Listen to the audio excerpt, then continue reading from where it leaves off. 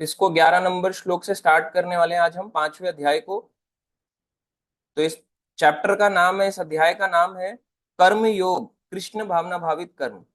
ठीक है, हमने बताया यहाँ पे दो तरह के कर्म योग हैं। एक कर्म योग जो हम अपने फल की इच्छा के लिए करते हैं, हमारी इच्छा रहती है, और एक कर्म योग होता है जो भगवान के लिए करते हैं। तो अब हम यहाँ पे 11 नंबर श्लोक से स्टार्ट करते हैं। कायेन मनसा बुद्धया केवल इंद्रिय अपि योगिना कर्म कुर्वन्ति संगम त्यक्त्वा आत्मशुद्धये।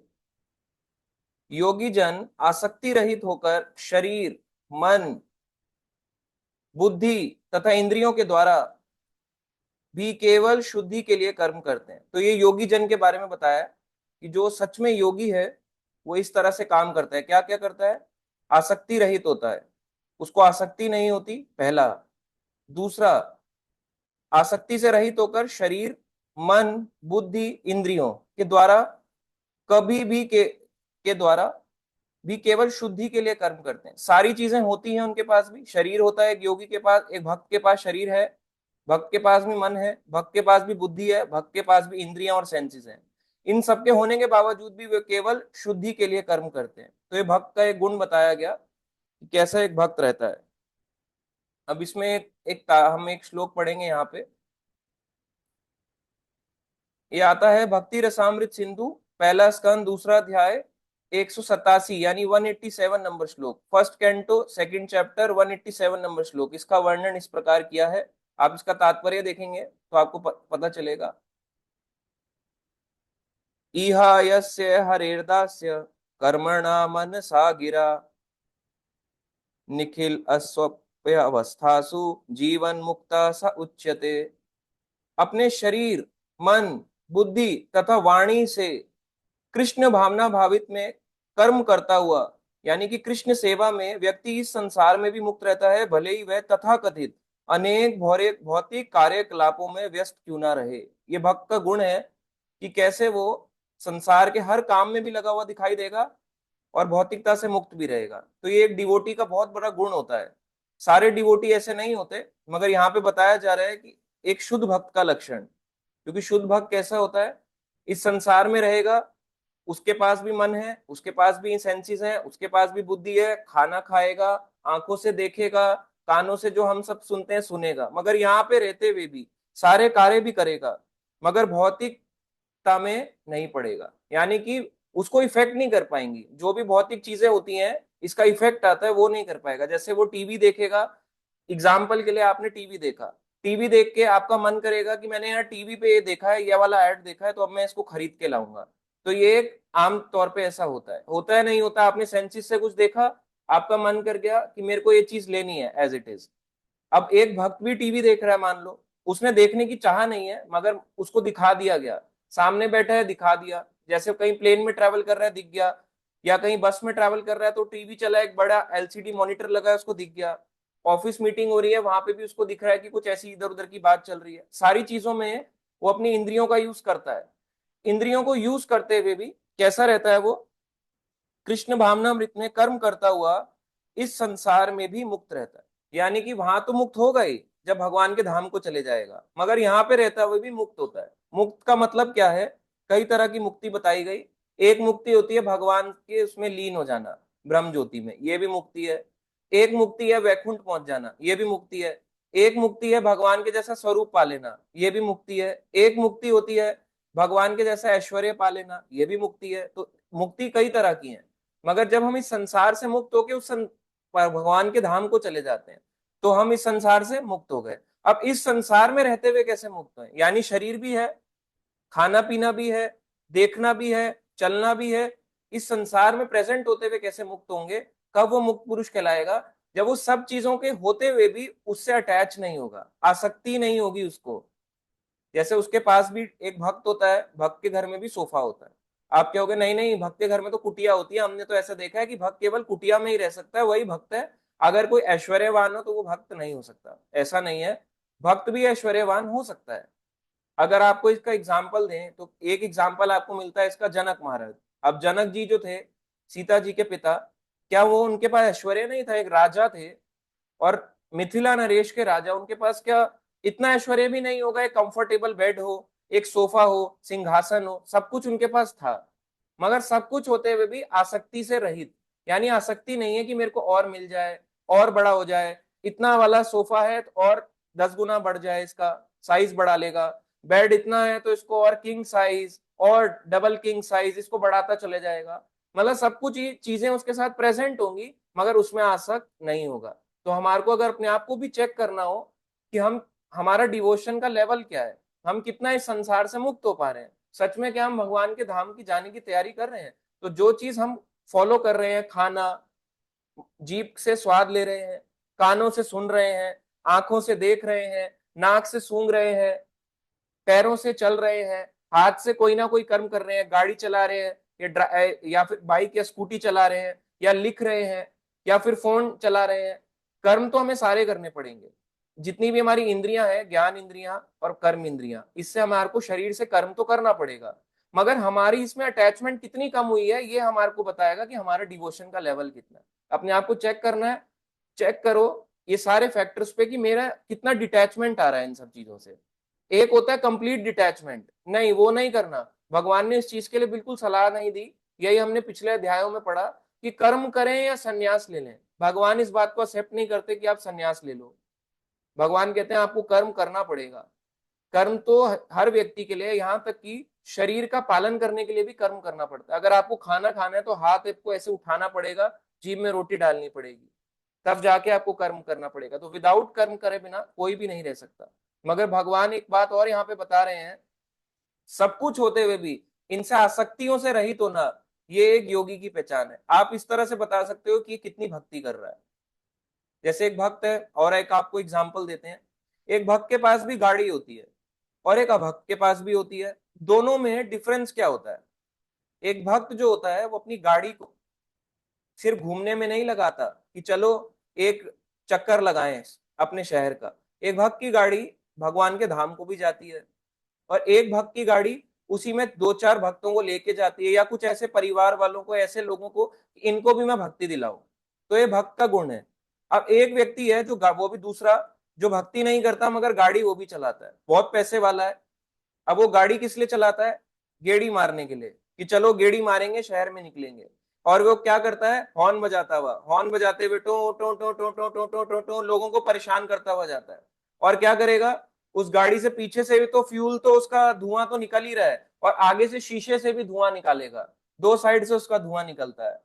और ज्यादातर लोग कैसे होते हैं? ड्रिंक करे हुए होते हैं, आंखें लाल होती हैं, उस गाड़ी को ड्रिंकिंग का अड्डा बना देते हैं। तो गाड़ी तो उसके पास भी है, भक्त के पास, और एक भक्त के पास भी। डिफरेंस क्या है? डिफरेंस है वो उसको कितना, उसे डिटैचमेंट है। आज उसके पास है, भक्त के पास मान लो 15 साल हो गए, सरकार कहती है कि आप 15 साल के बाद गाड़ी यूज नहीं कर सकते, कहीं पे कहती है 20 साल के बाद आप ये वाली गाड़ी यूज नहीं कर सकते, आपको उसको डिस्पोज करना पड़ेगा। आपने उसको कबाड़ के बाहर भेज दी। तो भक्त को इतनी अटैचमेंट नहीं होगी कि मैं मर गया, क्या हो गया है, अब क्या होगा मेरा।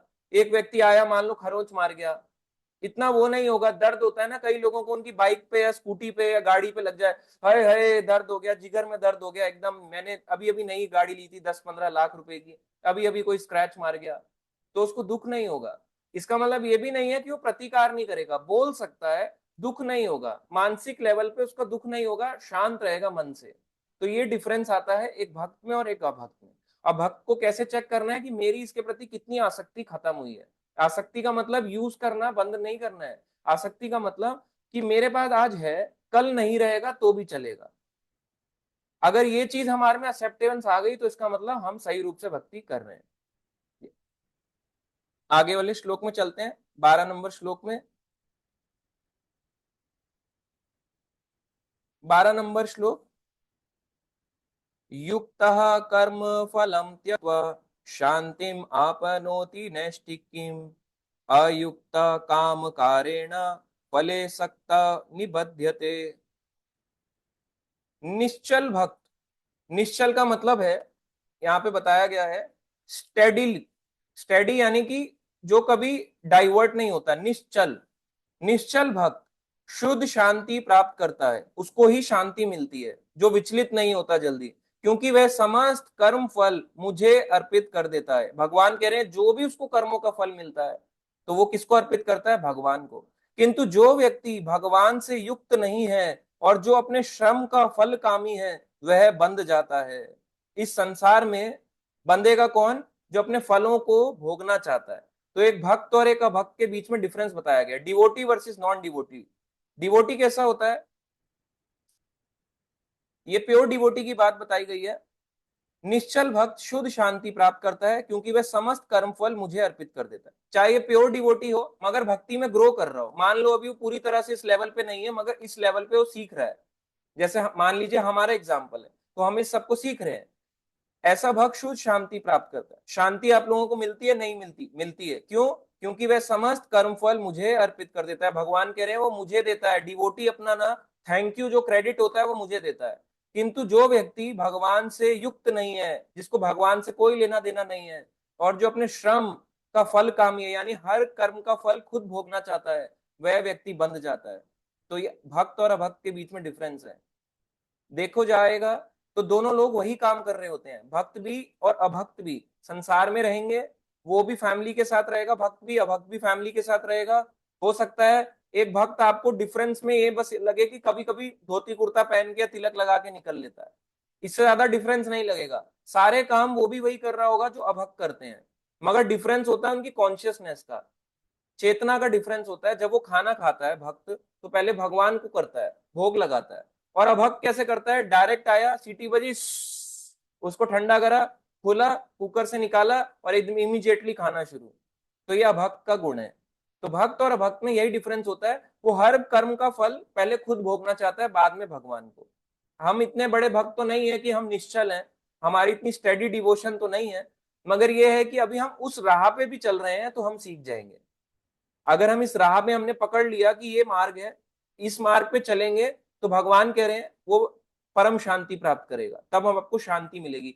आप एक एग्जांपल लो, आज भी जब आप कुछ काम करते हो, भक्ति में कुछ भी करते हो, भगवान को क्रेडिट देते हो, आपको शांति मिलती है? नहीं मिलती? बहुत मिलती है। और जो अशांत कौन होता है? जो भगवान को क्रेडिट नहीं देना चाहता। और ऐसे बहुत लोग हैं, बहुत लोग हैं। आप कहोगे कि प्रभु जी हम तो देखते हैं जन्माष्टमी में भीड़ लगी होती है, आपको क्या लगता है वो भक्ति करने आए हैं? इतने सारे लोग, जो लाखों की भीड़ आती है, 5 लाख 10 लाख, या आप देखते हो अगर ऑल ओवर इंडिया में बनाया दिखाया जाए तो करोड़ों लोग मंदिर जाते हैं। करोड़ों करोड़ों लोगों में से भी कितने लोग होते हैं जो भक्त बन पाते हैं? बहुत ही इतने से, अगर आप देखो, इतने से ही लोग भक्ति में आते हैं। सारे लोगों को भक्ति नहीं समझ में आएगी, कुछ ही लोग होते हैं चुनिंदा जिनको भक्ति समझ आती है। तो इतने सारे जो लोग आ रहे हैं, इनका क्या होगा? उद्धार होगा धीरे धीरे करके, क्योंकि आज वो अपना समय तो देने आया है भगवान को, कि चलो पूरे साल में उसने भगवान को कुछ नहीं दिया, आज भगवान कहेगा चल मुझे समय दे दिया, तेरे को धीरे धीरे भक्ति में आगे बढ़ाऊंगा। धीरे धीरे फिर वो कर्म फलों से मुक्त होता है। मगर अगर आप एकदम से मुक्त होना चाहते हो, तो एकदम से फिर उतना निश्चल भी होना पड़ेगा। अगर हम स्टेडी नहीं है, अभी हम विचलित हो रहे हैं, तो इसका मतलब अभी हम ग्रो कर रहे हैं। अगर हम विचलित होना बंद कर गए हैं, तो फिर हमें शांति भी प्राप्त होगी। तो एक डिवोटी नॉन डिवोटी में यही डिफरेंस आता है। यहाँ पे तात्पर्य है इसका, आप थोड़ा सा तात्पर्य पढ़ सकते हैं। 13 नंबर श्लोक है, भगवत गीता 5वां अध्याय 13 नंबर श्लोक। सर्व कर्माणि मनसा संन्यस्य आस्ते सुखम।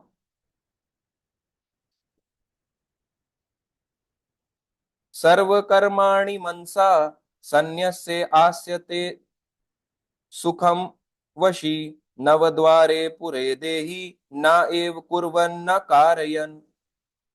जब देहधारी जीवात्मा, यानी देहधारी का मतलब है इस शरीर को धारण करने वाली जीवात्मा, हम है क्या? जीवात्मा। इस शरीर को क्या करा है? हम देहधारी, हमने इस शरीर को धारण किया हुआ है। ये शरीर हमारा नहीं है, ये शरीर हमारी प्रॉपर्टी नहीं है।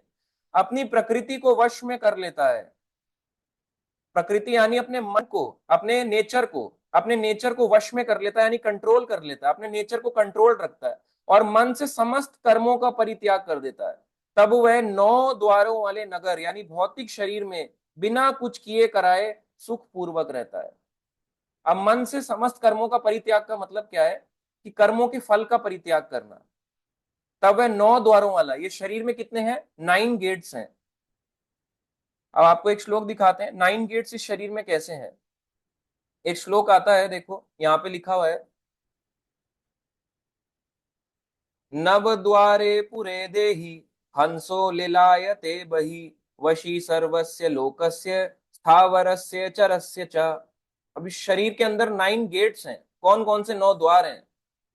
जीव के शरीर के भीतर वास करने वाले भगवान ब्रह्मांड के समस्त जीवों के नियंता हैं। यह शरीर 9 द्वारों, इस शरीर के अंदर 9 गेट्स हैं। कौन कौन से? 2 आंखें, 2 नथुने यानी नोस्ट्रिल्स, 2 कान, एक मुंह, गुदा और एक उपस्थ। उपस्थ यानी जेनिटल्स। इस शरीर में आप देखते हो सारे हम कर्म करते हैं। आत्मा कहाँ रहती है? हृदय देश। भगवान कहते हैं ईश्वर सर्वभूतानाम हृदय देश अर्जुन तिष्ठति।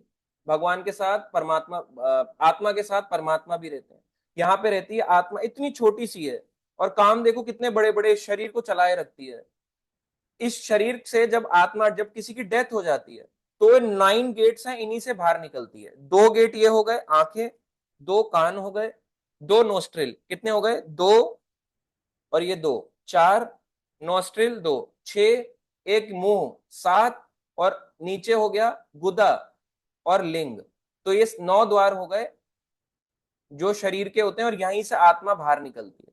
जब 9 गेट्स के थ्रू बाहर निकलती है, बोलते हैं जब ऊपर के शरीर, ऊपर के गेट से बाहर निकले ऊपर के लोगों को जाएगी, अगर नीचे के गेट से बाहर निकले तो फिर नीचे के लोगों को जाएगी। कई बार आप देखते हो जिसके प्राण निकलते हैं उसके यहाँ से झाग सा निकलता है, या तो कभी उसके कान से निकलेगा तो समझ जाओ कान से आत्मा बाहर आ गई। अगर आंख से झाग निकलेगा, देखोगे झाग नहीं निकलता आंख से, ऐसे करके आंसू निकलेंगे। कभी देखोगे आप कि मरते हुए भी एक व्यक्ति के आंख से पानी बह रहा है, इसका मतलब आत्मा उस समय जैसे उसने प्राण छोड़े उसकी आत्मा यहां से बाहर आ गई। कई व्यक्तियों के आत्मा जो होती है आप देखोगे मुंह से झाग निकलता है, इसका मतलब मुंह से बाहर आ गई। कईयों के आप देखोगे टॉयलेट बाहर आ जाता है, जब मरते समय होता है यमदूत खींचते हैं तो टॉयलेट बाहर आ जाता है, तो लिंग से बाहर आ गई। और कईयों का मल बाहर आ जाता है यानी स्टूल, तो फिर इसका मतलब आत्मा नीचे के गुदा भाग से बाहर निकल गई, जिसे एनस कहते हैं इंग्लिश में, तो वहां से बाहर निकल गई। 9 गेट्स है, इसलिए बोला गया है शरीर के अंदर क्या है? 9 गेट्स। 9 गेट्स के होते हुए भी आत्मा का साइज कितना, इतना छोटा सा, कितनी है? बाल के आगे भाग का एक बाल लो अपना अपना, इस एक बाल का एक पॉइंट लो, इस पॉइंट के जब आप 10,000 पीसीस कर दोगे, बाल का पॉइंट लेना है, पूरा बाल को नहीं करना, बाल का टिप लो एक हेयर का, इसके बाल के 10,000 पीसीस कर दो। जब आप इसके 10,000 टुकड़े कर दोगे, वो एक टुकड़ा जो होगा वो आत्मा का साइज है। इतनी छोटी सी आत्मा के यहां से बाहर नहीं आ सकती। क्यों नहीं आ पाती आत्मा? क्योंकि वो अपने आप को ये शरीर मानती है, देहधारी जीवात्मा अपने आप को मानती है कि मैं इस शरीर में परमानेंट रहने वाली हूँ, ये शरीर मेरा परमानेंट है। मगर इस संसार में कुछ चीज है ऐसी जो परमानेंट है? कोई एक चीज बताओ जो परमानेंट है। यहां तक कि जो प्रोडक्ट्स भी बिकते हैं उसमें लिखा होता है best before, manufacturing date, expiry date, हर चीज के पीछे लिखा होता है। वैसे इस शरीर का भी manufacturing date, expiry date fixed है। जब हम आए संसार में तभी फिक्स हो गया था हमारी डेथ कब होने वाली है।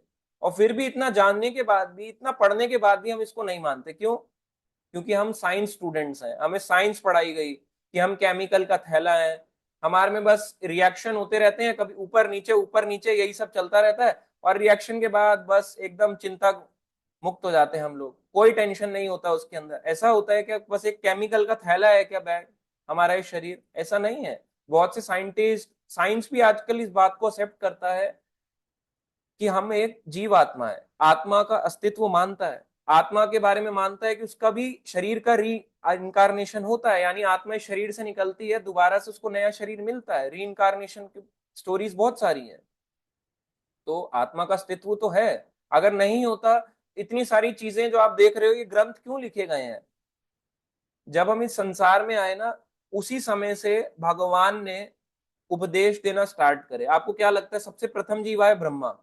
ब्रह्मा को भी आसपास पहले कुछ नहीं दिखा कि क्या होगा इस सृष्टि का, तो पहले भगवान ने उनको उपदेश दिया। उपदेश देने के बाद समझ गए ब्रह्मा कि अब मुझे सृष्टि कैसे रचना करनी है। नहीं तो पहले उन्हें अंधकार ही दिख रहा था कि कुछ नहीं है, अंधकार है इस संसार के अंदर। मगर वो तो ब्रह्मा थे, उनको तो भगवान से इंस्ट्रक्शन मिल गया और वो मान भी गए। मगर हम जैसे जिनको रोज इंस्ट्रक्शन मिल रहा है हम नहीं मानते। हम कई बार बोलते हैं कि हम इस संसार में क्यों आके फंस गए, भगवान ने मुझे चीट क्यों करा? हमने खुद चाहा कि मैं चीट होना चाहता हूं। हमने चाहा। आप क्या होगे कि मैं कैसे मानूं कि मैंने भगवान से द्वेष करा और मैं इस संसार में आया? भगवान से भी कोई द्वेष कर सकता है क्या? कर सकते हैं क्या? आप देखते हो, इतनी कथाएं सुनते हो, रावण, कुंभकर्ण, क्या इन्होंने भगवान से द्वेष नहीं करा? आज के समय में जो ऐसे लोग जो भगवान से द्वेष कर रहे हैं वो क्या है? वो रावण की संतानें हैं, रावण की पीढ़ी है, तो वो लोग भी तो द्वेष ही कर रहे हैं।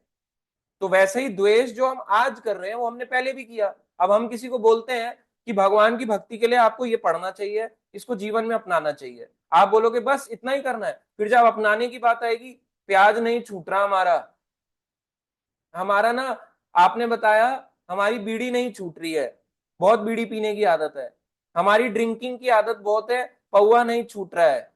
तो आप खुद सोचो, अभी हम इतने छोटी छोटी बातें कर रहे हैं, इसको हम एक्सेप्ट नहीं कर पा रहे। हमारी फ्री विल है या नहीं है? हमारी है। मैं अगर आपको आज बोलूं अपने घर से प्याज उठा के कूड़े में डाल दो, अभी अभी जाओ अपनी बालकनी से ऐसे ऐसे फेंको, यूं एक एक प्याज एक लहसुन, ऐसे बारिश कर दो लोगों के घरों में, एक की बालकनी में प्याज, एक के लहसुन, प्याज लहसुन ऐसे करके फेंको, फेंक सकते हैं हम। ऐसा करना मत, मैं एग्जाम्पल दे रहा हूँ, फ्री विल है। क्या मैं आपके घर में आके आके हाथ पकड़ूंगा ऐसे करके? नहीं नहीं, ऐसे करूंगा या आपके जबरदस्ती खींचूंगा, निकाल अपना प्याज बाहर निकाल, प्याज बाहर निकाल, या अपना लहसुन बाहर निकाल। आज तुम्हें बताता हूं, जब हम जबरदस्ती नहीं कर रहे, हमारे पेरेंट्स हमसे जबरदस्ती नहीं कर रहे, कोई हमसे जबरदस्ती नहीं कर रहा, तो फ्री विल तो हमारी बनी हुई है। ऐसे ही फ्री विल हमारी भगवान ने भी दी हुई है, तो यही फ्री विल हमने भगवान के सामने करी कि मुझे आपसे अकेले रहना है। आज भी आपको बताया जाए, बहुत सारी चीजें मुझे ही बताई जाए, मेरी फ्री विल है, मैं बोलूंगा नहीं मैं नहीं कर सकता, मेरी फ्री विल है। तो हम अपनी फ्री विल के कारण इस संसार में फंसे हुए हैं, और इसमें 9 गेट्स हैं। भगवान ने गेट्स भी दे रखे हैं कि निकल जा, तुरंत बाहर आ जाओ, और हम आना भी नहीं चाहते।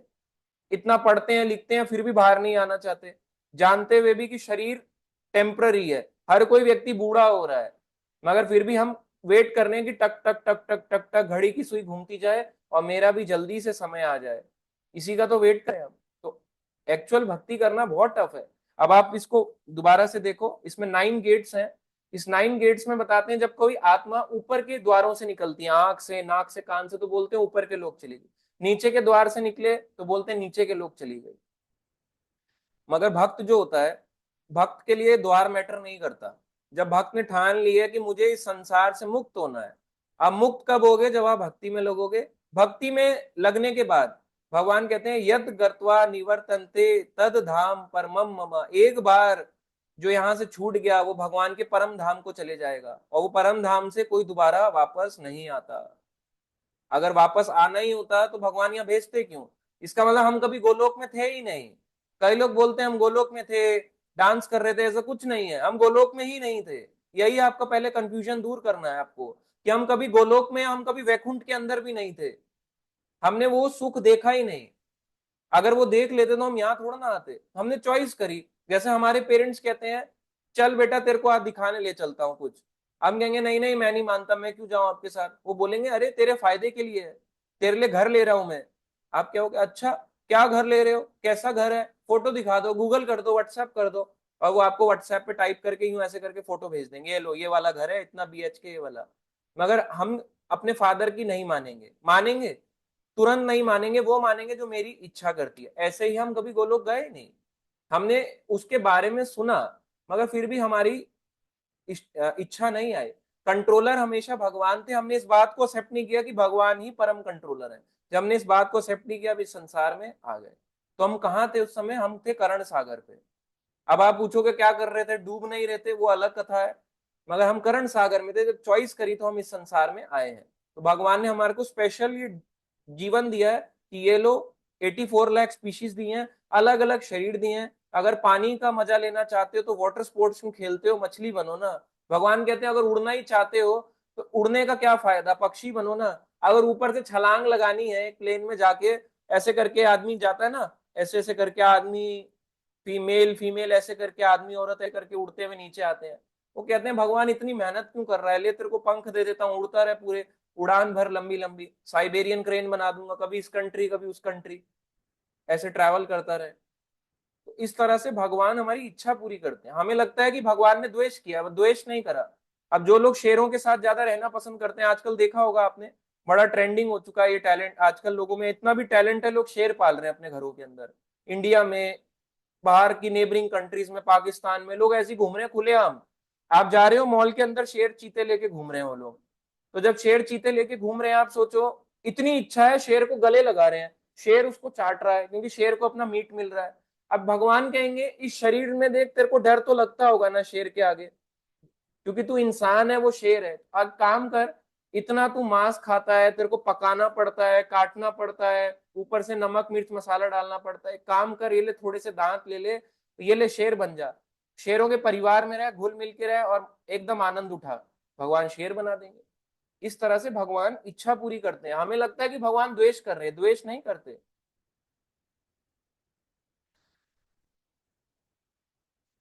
नेक्स्ट श्लोक पे चलते हैं। ये था 13 नंबर श्लोक, अब 14 नंबर आ गया।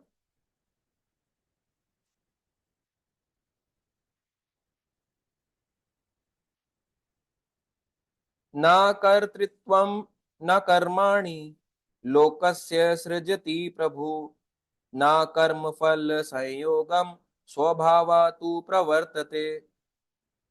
शरीर रूपी नगर का स्वामी, मान लीजिए यहाँ पे बताया गया, भगवान कह रहे हैं शरीर कैसे, एक नगर के समान, नगर यानी एक सिटी,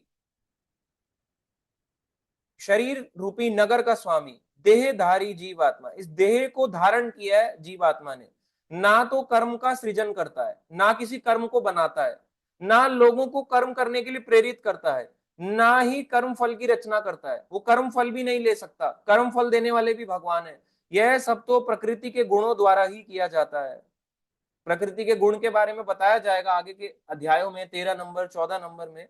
मगर यहाँ पे बताया जा रहा है कि प्रकृति के कारण हमें ये सब मिलता है, प्रकृति के गुणों के द्वारा ही किया जाता है। कौन कौन से गुण? सतोगुण, रजोगुण, तमोगुण। इन तीन जो प्रकृति के गुण हैं, ये हमें बांधे हुए हैं बुरी तरह से, और ये हमारे को प्रेरित करते हैं कि ये वाला कर्म करो। आप कहोगे कैसे करते हैं? जब आप एक सतोगुणी व्यक्ति से भी मिलते हो, आजकल सतोगुणी, सो कॉल्ड सतोगुणी लोग हैं, अब वो भी कहते हैं हम तो अपनी बहुत पूजाएं करते हैं, अपनी अपनी पूजाएं हमने बना रखी है, हम मंदिर जाते हैं डेली, ये करते हैं। और अगले दिन क्या कर रहे होते हैं? एक दिन सतोगुणी, यानी ट्यूसडे का दिन सतोगुणी, और थर्स और वेडनेसडे जैसे ही आया, मॉर्निंग मॉर्निंग में एकदम ड्रिंक्स चालू, दोबारा से वही स्मोकिंग, अंडे चालू, चिकन चालू। तो फिर एक दिन का क्या फायदा? भगवान के ट्यूसडे के भूखे हैं आपके, कि ट्यूसडे नहीं खाता कितना अच्छा आदमी है, ट्यूसडे छोड़ दिया इसने। भगवान चाहते हैं आप कभी ना खाओ। मगर ऐसे भी लोग हैं कि सतोगुण में थोड़ा सा रहेंगे, उसके बाद तमोगुण में रहेंगे। ऐसे ही जीव होता है, उसको ललचाने के लिए बहुत सारी चीजें हैं ना, उसका इतना नहीं भी करेगी, मान लो एक दिन उसकी नहीं करी, ट्यूसडे को उसने मन मार लिया, कर लिया, अगले दिन दोबारा उसको चीजें अट्रैक्ट करेंगी, आजा अंडा खा ले, आजा एग करी खा ले, आजा बटर चिकन खा, तेरे को बटर चिकन का खिलाऊंगा, एकदम खुशबू उड़ते हुए उसके नाक में आएगी, इंद्रियों अट्रैक्ट हो जाएंगी, कहेगा अरे वाह क्या बन रहा है, आंखों से देख लेगा कुछ ऐसा, फोटो देख लेगा या कोई वीडियो देख लेगा, कहेगा अरे कितनी ट्रेंडिंग रील है, चाय वाले भी इतने अमीर बन रहे हैं, अब उसी रील को देखता रहेगा, मैं क्यों नहीं बन पा रहा, चाय वाले अमीर बन रहे हैं। तो यही सोच के वो फंस जाएगा। तो हमारा यूसेज के ऊपर है कि कैसे हम इस शरीर का यूज कर रहे हैं, यूज कर रहे हैं, मिस यूज कर रहे हैं। तो प्रकृति के गुण हमारे को खींच लेते हैं। प्रकृति, भगवान की प्रकृति इतनी स्ट्रांग है, उसके आगे हम जीत नहीं सकते। जैसा भगवान की प्रकृति चाहेगी वो हम कर लेंगे। इससे मुक्त होने का एक ही रास्ता है, जब हम अपनी चॉइस को बदलेंगे। 95% जो शरीर के अंदर फ्री विल होती है, वो भगवान के पास है, 5% हमारे पास है। यानी कि अगर मैं इच्छा करता हूं कि मैं बोलना चाहता हूं, तो भगवान कहेंगे ले तेरे को बुलवाता हूं। अगर मैं इच्छा करता हूं, आत्मा इच्छा करती है, जीव आत्मा, मैं इस हाथ को ऐसे उठाना चाहता हूं, इसको भी उठाना चाहता हूं, तो भगवान इस इच्छा को इमीडिएटली पूरा करते हैं। अगर मैं इच्छा करता हूं कि मैं अपनी आंखें बंद करके सोना चाहता हूं, क्योंकि मैं अपने आप को शरीर मान रहा हूं, तो भगवान कहेंगे ले इमीडिएटली तेरे को आंखें बंद करवा देता हूं। अगर मैं कुछ सुनना चाहता हूं, तो भगवान कहेंगे ये ले पॉप म्यूजिक, ये ले और तेरे आराम से लगा के सुन। तो जैसी मेरी इच्छा होगी, भगवान वो मेरी इच्छा पूरी करेंगे। एक क्षण भी ऐसा नहीं होता जब भगवान हमारे साथ नहीं होते। मगर उसको हम क्यों नहीं बिलीव कर पाते? क्योंकि ज्ञान का अभाव है। ये आगे के श्लोक में पता चलेगा ऐसा क्यों होता है।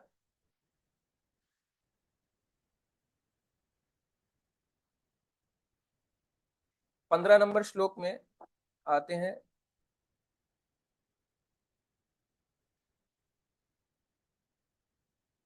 न आदत्ते कस्यचित् न आदते कस्यचित् पापम न च एव सुकृतं विभु अज्ञानेन आवृतं ज्ञानम तेन मुह्यन्ति जन्तव। परमेश्वर ना तो किसी के पापों को ग्रहण करता है, भगवान को किसी चीज का पाप नहीं लगता, ना पुण्यों को, भगवान को कोई पुण्य की जरूरत नहीं है। किंतु सारे देहधारी जीव उस अज्ञान के कारण मोहग्रस्त रहते हैं जो उनके वास्तविक ज्ञान को आच्छादित किए रहता है।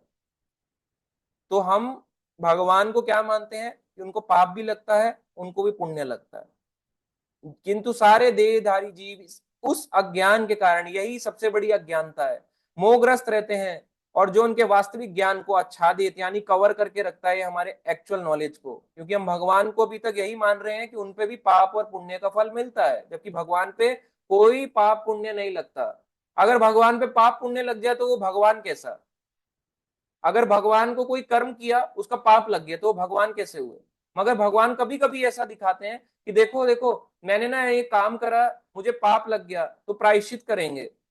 प्रायश्चित करेंगे, देखो भगवान राम ने रावण को मारा, अब रावण मर गया, अब प्रायश्चित करने के चले गए, चलो अब जाके देव प्रयाग चलते हैं, वहां पे बैठ के तपस्या करेंगे। नहीं तो भगवान को क्या जरूरत है ये सब चीजें करने की?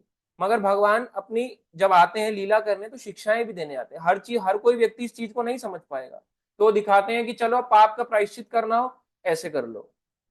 पर ये किसके लिए है? ये भक्त के लिए नहीं है, ये तपस्या का क्षेत्र भक्त के लिए नहीं है। भगवान ने दिखाया कि एक लीला रूप में कि मैं देखो पाप लग गया तो दूसरे लोगों को इस तरह से करना चाहिए, जो भक्त के नीचे की कैटेगरी में आते हैं, तपस्या वाली कैटेगरी में। तो यही सबसे बड़ा ज्ञान है कि भगवान को भी पाप लगता है। भगवान कैसे हैं? अणु। भगवान है विभु, हम है अणु। अणु और विभु में क्या फर्क है? अणु यानी कि जीवात्मा एक शरीर में ही प्रेजेंट रहती है एट अ टाइम। आपकी शरीर की आत्मा अलग, मेरे शरीर की आत्मा अलग। अगर हम सारे एक जैसे होते तो हमारे डिसीजन भी एक जैसे होते, मैं आपके मन को पढ़ लेता। पर क्योंकि हम अलग हैं, जीव आत्मा अलग अलग है, यानी आत्मा हमारे शरीर की अलग अलग है, तो ही हमारे डिसीजन भी अलग अलग है, आपकी अलग और मेरी अलग। ऐसे ही भगवान जो है, भगवान अणु नहीं है, भगवान क्या है? विभु। हर शरीर में प्रेजेंट रहते हैं। आपके भी शरीर में है, मेरे भी शरीर में है, दूसरे के भी हैं, तीसरे के भी, चौथे के भी, पांचवे के भी, हर किसी के शरीर में भगवान प्रेजेंट है। इसलिए भगवान को क्या बोला? विभु। साथ में रहते हैं जीवात्मा के, और उसके साथ जो वो डिसीजन लेता है उसको पूरा करते हैं। अगर उसने इच्छा करी मुझे मर्डर करना है, भगवान रोकते हैं। देखो, आपको क्या लगता है भगवान रोकते नहीं है? जिसकी मर्डर की इच्छा होती है सबसे पहले भगवान कहते हैं रुक जा, अंदर से आवाज आती है तू ठीक नहीं कर रहा, मत कर मर्डर, चक्कू मार देगा तेरे को, जेल हो जाएगी, मत कर, एक जीव की एक हत्या मत कर, अगर तू इसकी गर्दन काटेगा बहुत बड़ा पाप हो जाएगा। मगर वो फिर भी करता है। और फिर जब उसकी इच्छा इतनी इतनी इतनी बढ़ जाती है, भगवान कहते हैं ले चल ये वाला भी कर ले, उसकी इच्छा पूरी करा देते हैं। पर उसके साथ साथ क्या आता है? पाप। मगर भगवान को ये पाप कराने का फल नहीं मिलता। और हम यही मानते रहते हैं हमारे को भगवान करा रहा है, भगवान ही बुरा है, यही सबसे बड़ी अज्ञानता है। भगवान नहीं करा रहा होता, हम खुद ही कर रहे होते हैं। भगवान कैसे होते हैं? जैसे पेरेंट्स होते हैं, हमने अपने पेरेंट्स से जिद करी, नहीं मम्मा यही वाली तोतले, यही वाली तोतले, वो ऐसे खींच रहा हाथ पकड़ के, वो कहेंगे खिलाओ इसको, यही वाले खिलाओ, इसको बीमार करो आज। जब बीमार होना चाहता है ये ले, तो उसको दे देते हैं ये वाली चॉकलेट खा। अब जैसे अभी बारिश का मौसम है, उसने इच्छा करी मैं चॉकलेट खाना चाहता हूँ या मैं आइसक्रीम खाना चाहता हूँ, उसके पेरेंट्स मना करेंगे मत खा मत खा मत खा मत खा, कई बार बोलेंगे। जब वो बच्चा नहीं मानेगा क्या करोगे? आप खुद सोचो, एज अ पेरेंट आप क्या करोगे? अगर आपका एक बच्चा है, वो रो रहा है बहुत तेज, और रोने पे आपको बोलता है कि नहीं मुझे आइसक्रीम खानी है, मुझे आइसक्रीम खानी है, आपका हाथ ऐसे ऐसे करके खींचे जा रहा है, आप क्या करोगे? कहोगे बस करो, इसके लिए ले दो एक आइसक्रीम, एक आइसक्रीम ही तो है 20 रुपए की, खिला दो इसको एक आइसक्रीम, खुश हो जाएगा। मगर वो आइसक्रीम खाने के चक्कर में उसके पेरेंट्स को कितनी तकलीफ होगी, ये पेरेंट्स जानते हैं। ऐसे ही हमारे जो बैड डिसीजन होते हैं, ये भगवान ही जानते हैं कि हमारे बैड डिसीजन क्या है। उसके बाद कितनी तकलीफ होगी। भगवान कई बार मना करते हैं, संकेत देते हैं, किसी और के थ्रू भी संकेत मिलता है। आपको क्या लगता है जो एक कसाई होता है, जो इतना निर्दयी होता है, रोज एक मुर्गी काट रहा है ऐसे करके, निकालेगा पिंजरे से बाहर, बेचारी बीमार मुर्गियां होती हैं, उनको पकड़ेगा, पकाक पकाक पकाक कट, एक मुर्गी काटा, इसकी मुंडी यूं ऐसे करके, चाकू होता है ऐसे करके, यूं मुंडी ऐसे करके साइड में, बड़े एक्सपर्ट होते हैं, एक मुंडी साइड में, फिर उसके यूं यूं पंख काटेगा, पंख ऐसे करके साइड में, दोनों तरफ डस्टबिन लगा रखे होते हैं, फिर उसके एक एक करके उसके पार्ट्स को निकालेगा। इतना निर्दयी होता है सोचो। और उनसे भी निर्दयी जो हलाल करते हैं, टांग काट देंगे और बेचारे मुर्गी फड़प फड़प रही है, पक पक पक पक पक, फिर उसकी गर्दन को काट देंगे ऐसे करके। तो ये लोगों को भी भगवान क्या जान के करवा रहे हैं, इन लोगों को भी भगवान सलाह दिलवाते हैं। हर किसी को अंदर से भी देते हैं और बाहरी रूप से भी किसी व्यक्ति को भेजते हैं, तू जा, तेरे को ये टास्क है, तेरे को बुरा लग रहा है, तू जा और इसको मना कर किया। और वो बोलता है, कई लोग बोलते हैं अरे कितना खाओगे, कितना मारोगे भाई, कुछ और काम भी देख लो, इसमें ज्यादा पैसा नहीं है, कसाई के काम में कितना रुपए मिल जाएगा, 15,000 रुपये महीना, कहीं काम कर लो, क्या पता 20 मिल जाए। मगर वो नहीं सुनता। तो भगवान हमारे को भी हमारे जीवन के जो डिसीजन होते हैं, हमें लगता है कि भगवान गलत कर रहा है, डिसीजन हमारा रॉन्ग होता है, उसमें भगवान किसी को भेजते हैं, बोलते हैं रुक जा, मत कर मत कर मत कर। मगर हम खुद से इच्छा करते हैं, नहीं करूंगा करूंगा करूंगा करूंगा, तो भगवान कहते हैं ठीक है कर ले।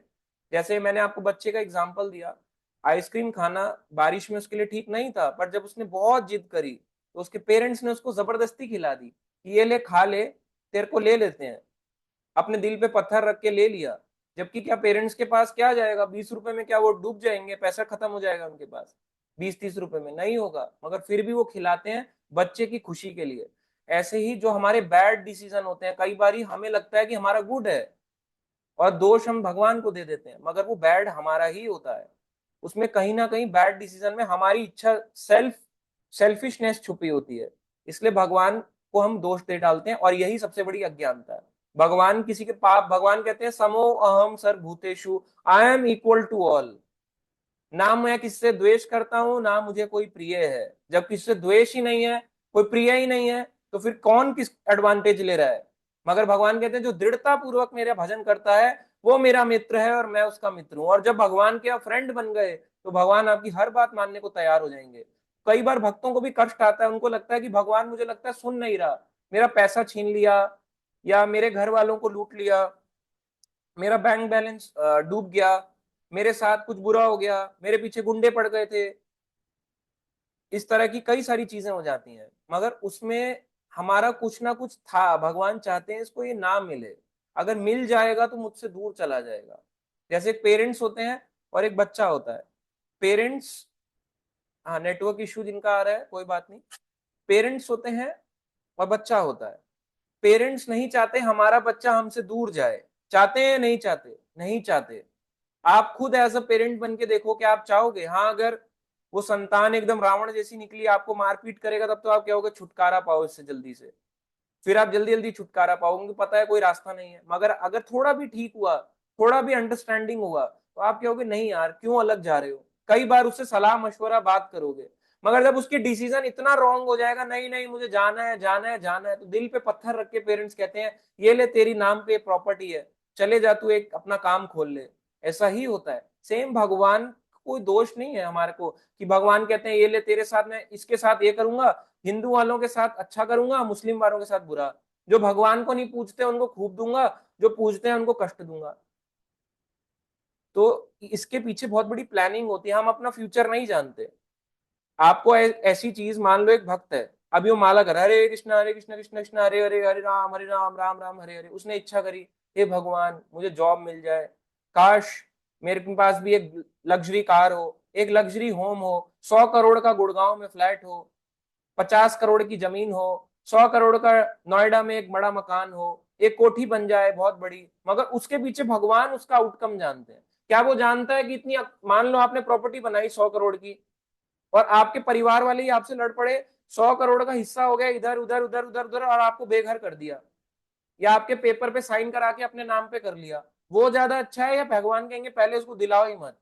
इसलिए भगवान नहीं दिलाता। कई बार हम अपने फ्यूचर डिसीजंस को लेके नहीं जानते क्या होने वाला है, मगर भगवान उसके पीछे कुछ कोई ना कोई प्लानिंग होती है। मगर फिर भी जब हम गलत डिसीजन करना चाहते हैं कि नहीं माला छोड़ दूंगा, माला छोड़ के बैठ गए, कैसे नहीं दिलाओगे, देखता हूँ कैसे नहीं दिलाओगे। भगवान कहेंगे इतनी जिद, ये ले तेरे को जॉब दिलाता हूँ, अब तो माला पकड़ ले।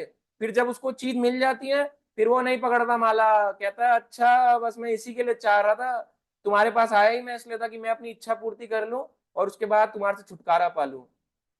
इसलिए भगवान, हमारी जो चीटिंग करने की होती है ना आदत, ये हमारी ही है। हमें लगता है भगवान की है मगर भगवान की नहीं है, तो यही अज्ञानता है। इसमें एक देखो तात्पर्य में भी लिखा हुआ है बहुत अच्छा।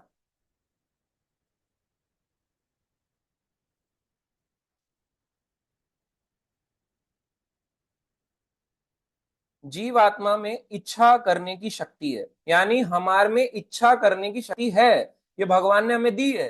किंतु ऐसी इच्छा की पूर्ति सर्वशक्तिमान भगवान द्वारा ही दी जाती है। इसकी इच्छा कौन पूरी करता है? भगवान। भगवान चाहे तो ना करें मगर इच्छा की पूर्ति करते हैं, क्योंकि उनको बहुत दुख होता है, कई बार पत्थर रख के भी करना पड़ता है, जैसे एक माँ बाप को, वैसे ही भगवान भी करते हैं हमारे लिए। अतः जब जीव अपनी इच्छाओं से मोहग्रस्त हो जाता है तो भगवान उसे अपनी इच्छा पूर्ति करने देते हैं। भगवान कहते हैं ठीक है, लेट इट बी। किंतु किसी परिस्थिति विशेष में इच्छित कर्मों तथा फलों के लिए उत्तरदायी नहीं होते। कर्मों का फल उसे अपने कर्म के अनुसार ही मिलता है। भगवान ऐसा नहीं है कि पार्शियलिटी कर रहे हैं, पार्शियलिटी नहीं करते।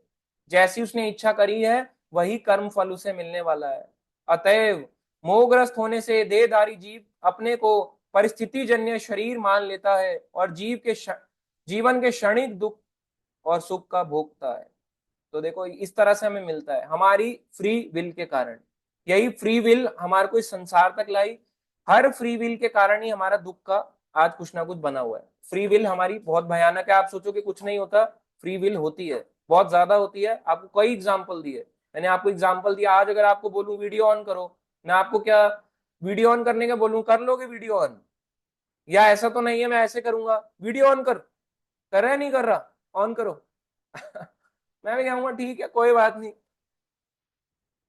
इच्छा है आपकी, पर इतना कर लो, चलो सुन तो लो, ध्यान से सुन लो। आपकी चाहे जो भी आप काम कर रहे हो, आप ट्रैवल करके आए हो, ऑफिस से आए हो, प्रसाद ले रहे हो, कुकिंग कर रहे हो, सब चलेगा, एवरीथिंग एक्सेप्टेबल। पर जो भी हो, मैं ऐसा नहीं करूंगा चल वीडियो ऑन करो, वीडियो ऑन करो, नहीं करोगे तो तुम्हारे को छोड़ूंगा नहीं। भगवान ऐसा नहीं करते। जब हम नहीं कर रहे भगवान क्यों करेंगे? हमारे से ज्यादा दयालु भगवान है। मैं तो आपको सांस भी नहीं दे रहा, मैं दे रहा हूं आप लोगों को सांस।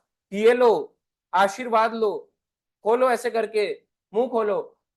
आप क्या हो गए प्रभु जी, सो मच ऑफ ऑक्सीजन, आपके हाथ से तो इतनी ऑक्सीजन निकलती है ऐसा बोलोगे? आप नहीं बोलोगे, बिल्कुल नहीं बोलोगे। मगर भगवान हमारे को बिना मांगे भी ऑक्सीजन दे रहा है, पानी दे रहा है, आंखों की ज्योति नहीं छीनी।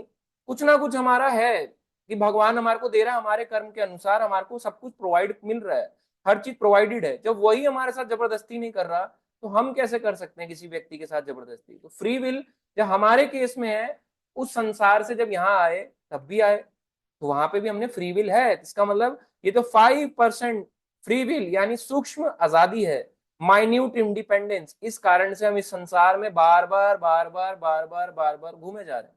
यही माइन्यूट इंडिपेंडेंस हमारे को सारी चीजों का परेशानियां देता है। ठीक है, क्लियर है? अब नेक्स्ट चलते हैं अगले श्लोक पे। ये काफी बड़ा इसका तात्पर्य है, आप इसको पढ़ सकते हैं। 16 नंबर श्लोक।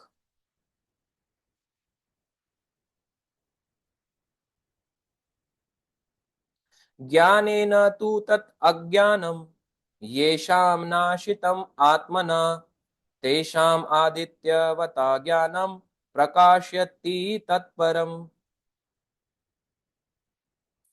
किंतु जब कोई उस अज्ञान से प्रबुद्ध होता है, उस ज्ञान से प्रबुद्ध होता है, किंतु जब कोई उस ज्ञान से प्रबुद्ध, एनलाइटेंड यानी कि जिसे अविद्या का विनाश होता है, तो उसके ज्ञान से सब कुछ उसी तरह प्रकट हो जाता है जैसे दिन में सूर्य से सारी वस्तुएं प्रकाशित हो जाती हैं। जब उसको सही रूप से किसी व्यक्ति को ज्ञान ज्ञान मिलता है तो क्या होगा उससे? उसका ज्ञान ऐसे ही नष्ट हो जाएगा जैसे सूर्य निकलता है सुबह सुबह और ब्रह्म मुहूर्त से सनराइज होता है, सनराइज के बाद सुबह हो जाती है। ऐसे ही उसका अज्ञान नष्ट हो जाएगा जब उसको पूरी तरह से प्रबुद्ध ज्ञान यानी एनलाइटेंड होगा वो नॉलेज से। अंदर उसकी ज्योति जली नहीं ज्ञान की। ओम अज्ञान तिमिरंधस्य, बोल भी रहे, ज्ञानंजना शलाकया चक्षुरुन्मीलितम येन तस्मै श्री गुरुवे नमः। बोल भी रहे हैं कि मैं घोर अंधकार में पैदा हुआ था मगर गुरु ने ज्ञान रूपी जो ये ज्योति दे के मेरी आंखों को खोल दिया है, हम बोल भी रहे हैं पर एक्सेप्ट नहीं कर रहे। अभी इसका मतलब ज्ञान में कहीं ना कहीं हमारे में कमी है, तभी तो हमारी आंखें खुल नहीं पा रही सही रूप से। हम ऐसे ऐसे हैं, अपनी आंखों को केवल ऐसे ऐसे करने का कोशिश कर रहे हैं, थोड़ा थोड़ा ज्ञान ले रहे हैं मगर पूरी तरह नहीं कर पा रहे। ये हम सबकी स्थिति है, 1% 2% नहीं, हम सब ऐसे हैं अभी, कहीं ना कहीं किसी ना किसी लेवल पे हम सब ऐसे हैं। ज्ञान पूरा है, यानी सन तो है, सन भी आता है और अंधकार भी आता है। अभी रात है, रात से सुबह हो जाएगी तो सन आएगा, अंधकार दूर हो जाएगा। ऐसी ज्ञान तो है संसार में, मगर वो ज्ञान के लिए हमें मेहनत करनी पड़ेगी, जानना पड़ेगा ज्ञान क्या है और अज्ञान क्या है। और जब उस ज्ञान के रास्ते पे बढ़ेंगे तो आप बाहर आके देखोगे, तब आपको पता चलेगा अरे कितना अच्छा दिखता है, सूरज में तो सब चीजें चमकती हैं, फ्लैश लाइट की जरूरत नहीं पड़ती, आर्टिफिशियल लाइट जलाने की जरूरत नहीं पड़ती। तब आपका ज्ञान आपके अंधकार को मिटा देगा, आपके अज्ञान को मिटा देगा, मगर मेहनत करनी पड़ेगी ज्ञान के लिए। 17 नंबर श्लोक, 17 नंबर।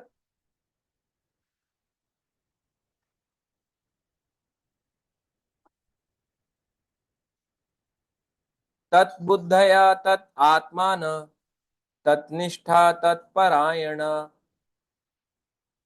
गच्छन्ति अपुना आवृत्तिम ज्ञान निर्धूत कल्मषा।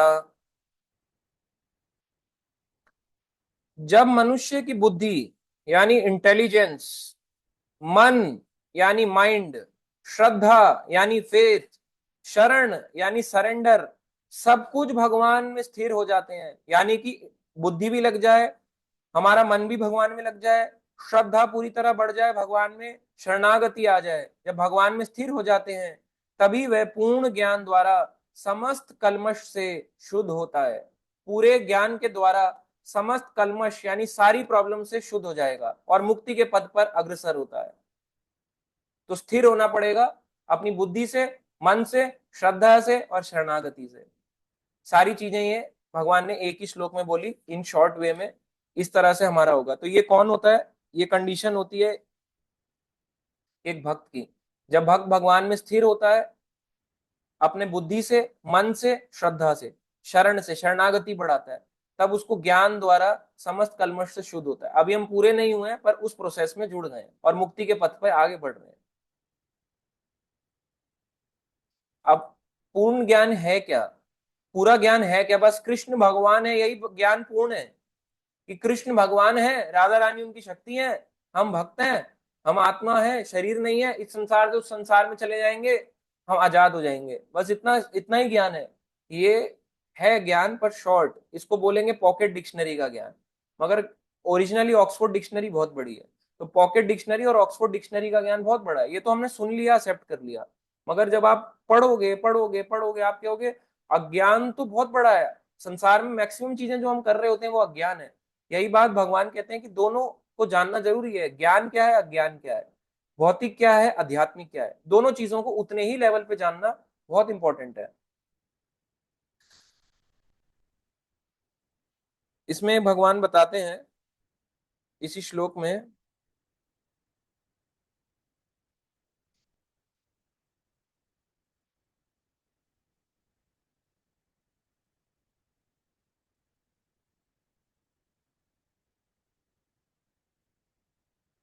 कृष्ण भावना भावित व्यक्ति यह भली भांति समझ सकता है कि कृष्ण में द्वैत है, एक साथ एकता तथा भिन्नता, और ऐसे दिव्य ज्ञान से युक्त होकर वह मुक्ति पथ पर सुस्थिर प्रगति कर सकता है।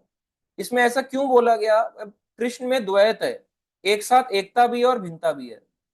एकता का मतलब है हम जो आत्मा है ना, हमारी क्वालिटीज, हम आत्मा, क्या क्वालिटीज है आत्मा की? सत्य, यानी आत्मा अमर है, आत्मा कभी नहीं मरती। दूसरा, चित्त, यानी आत्मा को पूरा का पूरा नॉलेज रहता है, क्या हम ये जो ज्ञान है ये आत्मा को ऑलरेडी पता है, पर क्योंकि हम इस शरीर के अंदर बंधे हुए हैं तो आत्मा भूल जाता है अपनी आइडेंटिटी को, मगर पूरा ज्ञान आत्मा को होता है। और तीसरा, सत चित आनंद, तो आनंद में रहती है आत्मा। मगर जब हम इस चीज को एक्सेप्ट करना छोड़ देते हैं, नहीं नहीं नहीं आत्मा आनंद में नहीं रहती, तो हमारा ज्ञान ढक जाता है। और इस यही क्वालिटीज भगवान में है, सत चित और आनंद। तो हमारी तीन क्वालिटी जो है ये भगवान के अंदर में है, क्योंकि भगवान से ही हम आए हैं, भगवान के अंश है।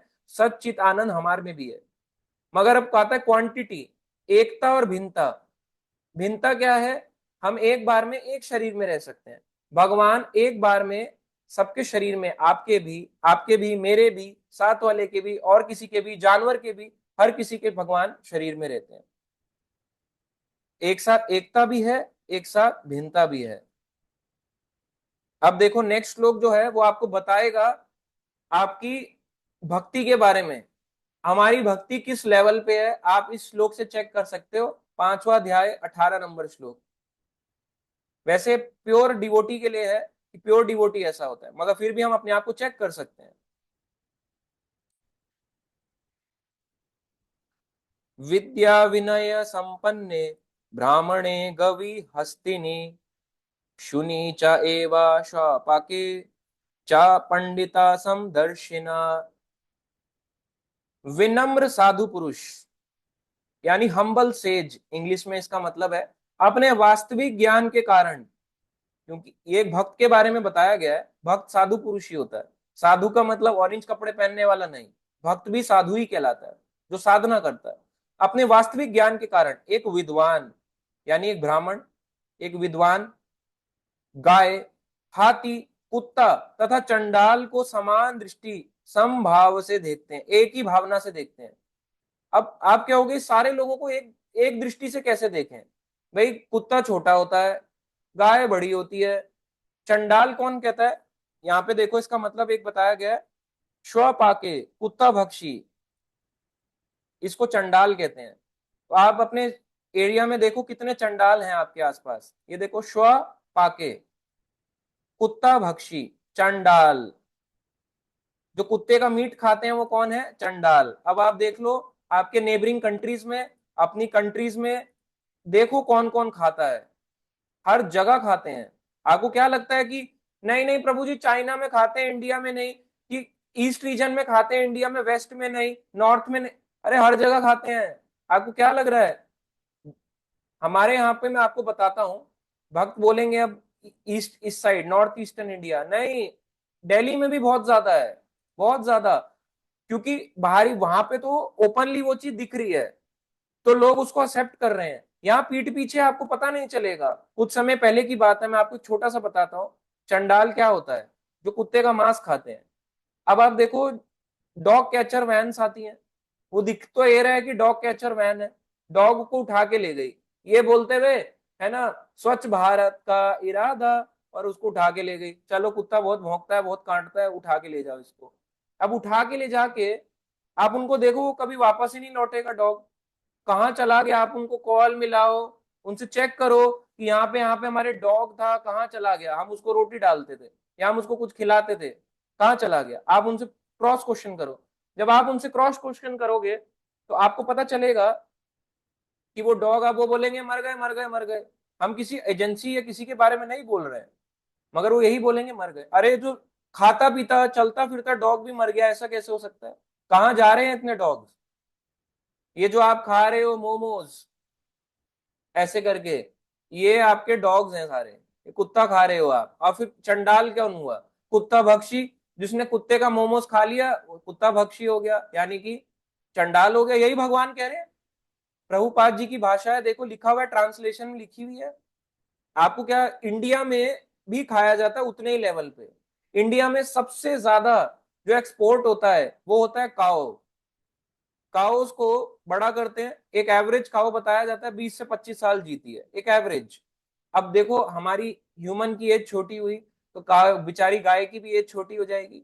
अब जब गाय की एज छोटी हो गई, जो गाय 15 साल जीती है, और एक गाय क्योंकि छोटी हो गई एज, हम हमारी 100 से 70 आ गई, तो गाय की भी तो छोटी हो गई, 10 15 10 12 साल। अब वो गाय मान लो 15 साल जीती है। अब उसको 7 8 साल में ही उसके यहाँ आप देखना, उसके जो थन होता है जिससे दूध निकाला जाता है, वो इतना सूजे हुए होते हैं गायों के। जो हम दूध पीते हैं उसमें भी देखो कितनी तरह की वो चीजें हैं। तो अपनी माँ को क्या आप ऐसे इंजेक्शन लगाते हो, मम्मी और ये लो इंजेक्शन लगा दिया, ये ऐसे करके, मम्मी एक इंजेक्शन यहाँ लगा दिया, मम्मी एक इंजेक्शन यहाँ लगा दिया, करते हो अपनी माँ के साथ? नहीं करते। मगर गाय, बोलते तो गाय हमारी माता है और अपनी माता को इंजेक्शन लगा रहे हो, कोई बात नहीं, हमारी माता ही तो है, हमारी माँ सब पूरी कर सकती है, इसको इंजेक्शन लगाओ और इसी का दूध पी जाओ। तो हो रहा है। बहुत ज्यादा हो रहा है इस लेवल पे। इतना सारा दूध है इंडिया में जो मिल्क है, लार्जेस्ट कंज्यूमर है इंडिया मिल्क का, और लार्जेस्ट एक्सपोर्टर है काओ का। भाई काओ को आप बाहर भी बेच रहे हो और सबसे ज्यादा मिल्क भी कंज्यूम कर रहे हो। आप कहोगे सबसे ज्यादा मिल्क कंज्यूम कैसे कर सकते हैं?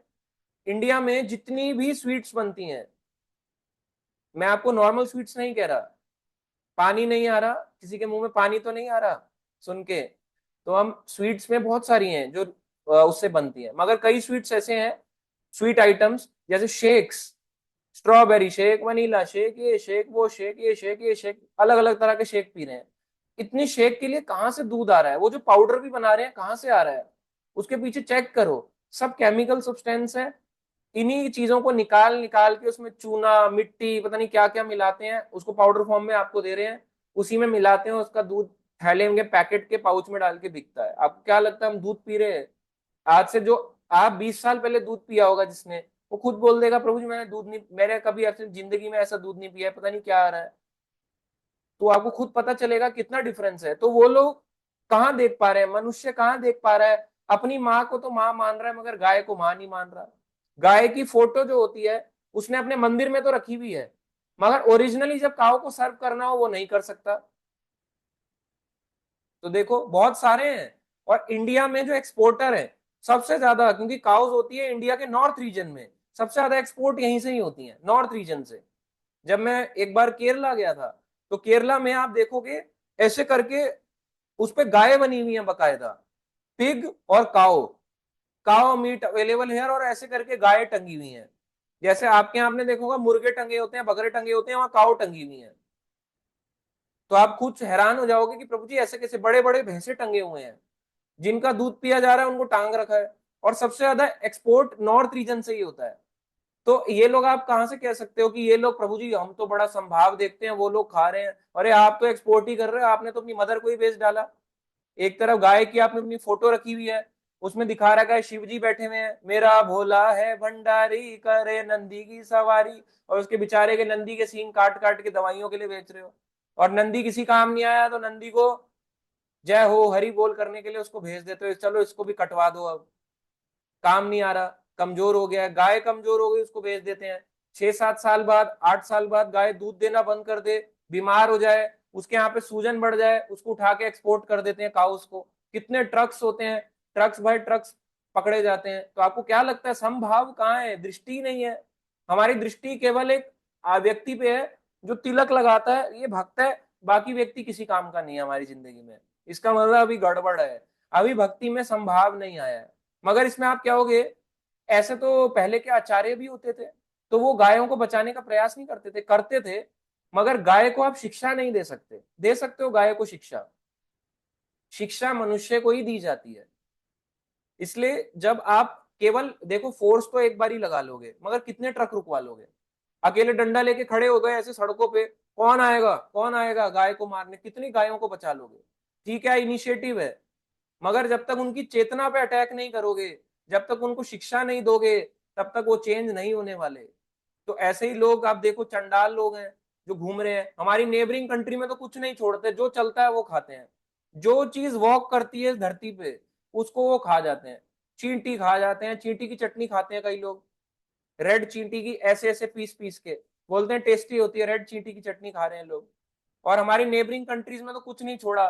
मतलब जो सबसे वर्स्ट चीजों में आता है चमगादड़, उसको भी खा जाते हैं खोपड़ा काट के, चमगादड़ सूप। बंदर की खोपड़ी में सूप, बंदर की खोपड़ी निकाली, खोपड़ी को यूं ऐसे कर दिया और गर्दन में अंदर अंदर कुछ भर दिया, और ऐसे स्ट्रॉ लगा के लोग सूप पी रहे हैं, बंदर का सूप, मोंकी सूप। उसका नाम ही यही है, इंडिया में तो केवल दिखाने के लिए होता है, वर्जिन मोजिटो ये वाला। वहां तो कुछ नहीं है, वहां मोंकी सूप क्या लेंगे, बैट सूप, मोंकी सूप, या फिर आप क्या खाएंगे? हम लोग चंडाल है चंडाल, सामने से इंसान दिख रहे हैं मगर है चंडाल ही वो। क्योंकि चंडाल कौन है? जो खा रहा है। जो अपनी माँ को, गाय को माँ नहीं मान रहा, वो कैसे समदर्श समभाव हो सकता है? उसका कोई भाव नहीं है। ऐसे बहुत लोग हैं, ये मेजोरिटी केसेस में है। आप केवल, हम इंडिया की बात नहीं कर रहे हो, आप इसको वर्ल्ड वाइड देखो इस फैक्टर को। तो कितने कम लोग हैं जो भगवत गीता के श्लोक पे एक्चुअली लाए करते हैं। जो शुद्ध भक्त होता है वो कैसे देखेगा एक इंसान को, एक जानवर को, एक गाय को, एक चंडाल को यानी कुत्ता खाने वाले को भी, एक डॉग को यानी कि कुत्ते को, एक चींटी को, एक हाथी को, मच्छर को, सबको देखेगा कि सब के सब जो हैं शाश्वत तौर पे जीव आत्मा है। सबके अंदर जीव लाई यानी एक आत्मा लाई करती है। और ये आत्मा किसका है? भगवान का अंश। मगर वो इस संसार में अपने कष्ट भोगने के लिए शरीर को भोग कर रहा है। इस शरीर को ही अपना मान बैठा है। जैसे मैं अपने इस शरीर को मान बैठा हूं, वो भी अपने इस शरीर को मान बैठा है। इसके उद्धार के लिए क्या करूं? तो शुद्ध भक्त इस तरह से होता है, वो हर व्यक्ति को, चाहे वो भक्त हो चाहे वो जानवर हो, सबको एक बराबर देखता है, मगर बर्ताव सेम नहीं कर सकता। इंसानों को शिक्षा दी जा सकती है, जानवरों को शिक्षा नहीं दी जा सकती। इंसानों को गले मिला जा सकता है, मगर जानवरों को गले नहीं मिला जा सकता। तो समभाव यानी सम दर्शन तो कर सकते हैं, समवर्तन नहीं कर सकते। सेम व्यवहार, समवर्तन यानी सम सेम व्यवहार वो नहीं कर सकते। समदर्शन यानी कि दृष्टि हमारी यही है कि इसके अंदर भी जीवात्मा है, मैं इसको मारू ना।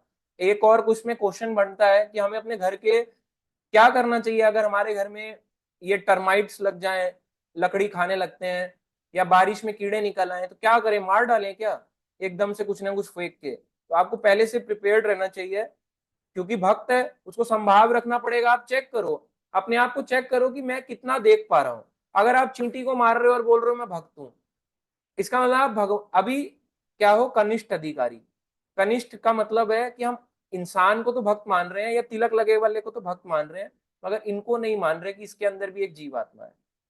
तो वो नहीं मारे, वो एक शुद्ध भक्त नहीं मारेगा, कनिष्ठ भक्त मार देगा। यानी अभी नया नवेला भक्त है, वो समझ नहीं पा रहा कि इसको नहीं मारते। वो पहले से प्रिपेयर्ड रखेगा कि अगर मेरे घर में चूहा आता है, चूहे की दानी रख लूं, रोटी डाल दूं और उसको छोड़ आऊं, मारूंगा नहीं। अगर इस मेरे घर में कीड़े आ जाते हैं, टर्माइट्स आ जाते हैं, तो पहले से ही टर्माइट प्रोटेक्शन कराऊंगा लकड़ी पे। अगर मेरे घर में चींटियां आ जाती हैं, तो चींटियों के लिए पहले ही नमक डाल के और उस जगहों को, गड्ढों को बंद करूंगा। आपको अपने टाइम घरों को देना चाहिए इस तरह से, किसी को मारना ना पड़े, हत्या ना हो। तो आप पहले से अपना जो कॉर्नर्स होते हैं, सारे घर होता है, उसको लेके, जैसे कुछ सीमेंट हो गया, उसको लेके उसको लेप लगा के बंद कर सकते हो। पहले ही वो गड्ढे बंद कर दो। आपको क्या लगता है इन दीवारों के अंदर कीड़े नहीं होते? होते हैं। जरा सा टूटेगा, कीड़े बाहर आ जाएंगे। सबके घरों में होंगे, ऐसा नहीं है कि कोई स्पेशल घर हो उनके घर में नहीं होंगे, सबके घरों में रहते ही रहते हैं। गड्ढे बंद कर देना चाहिए इमीडिएटली, ताकि वो बाहर ना आए। बाहर आएंगे तो कहाँ उड़ा के मारोगे उनको? फिर आपको पेपर से उनको उठाओ, पेपर से ऐसे लेके उनको पन्नी में डालो और पन्नी से बाहर छोड़ाओ। यही कर सकते हो, मगर मारना नहीं चाहिए, क्योंकि हर मारने की क्रिया की प्रतिक्रिया है। तो एक जो शुद्ध भक्त है, शुद्ध भक्त हर किसी को प्रचार करता है, वो हर किसी के लिए देखता है कि इसका कैसे उद्धार हो सकता है। तो इसलिए आप देखो हमारी क्या परिस्थिति है, अपने अकॉर्डिंगली इस तरह से जानवरों को, हर किसी के लिए आप कुछ ना कुछ कर सकते हो।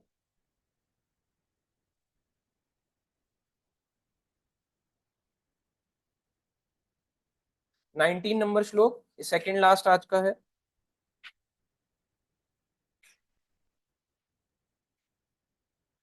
इह इव ते जिता सर्गा, येषां साम्य स्थितं मना, निर्दोषम ही समम ब्रह्म, तस्मात् ब्रह्मणि ते वस्थिता। यही इसमें आता है, जिनके मन एकत्व तथा समता में स्थित हैं। एकत्व का मतलब यहाँ पे बताया गया सेमनेस, तथा समता।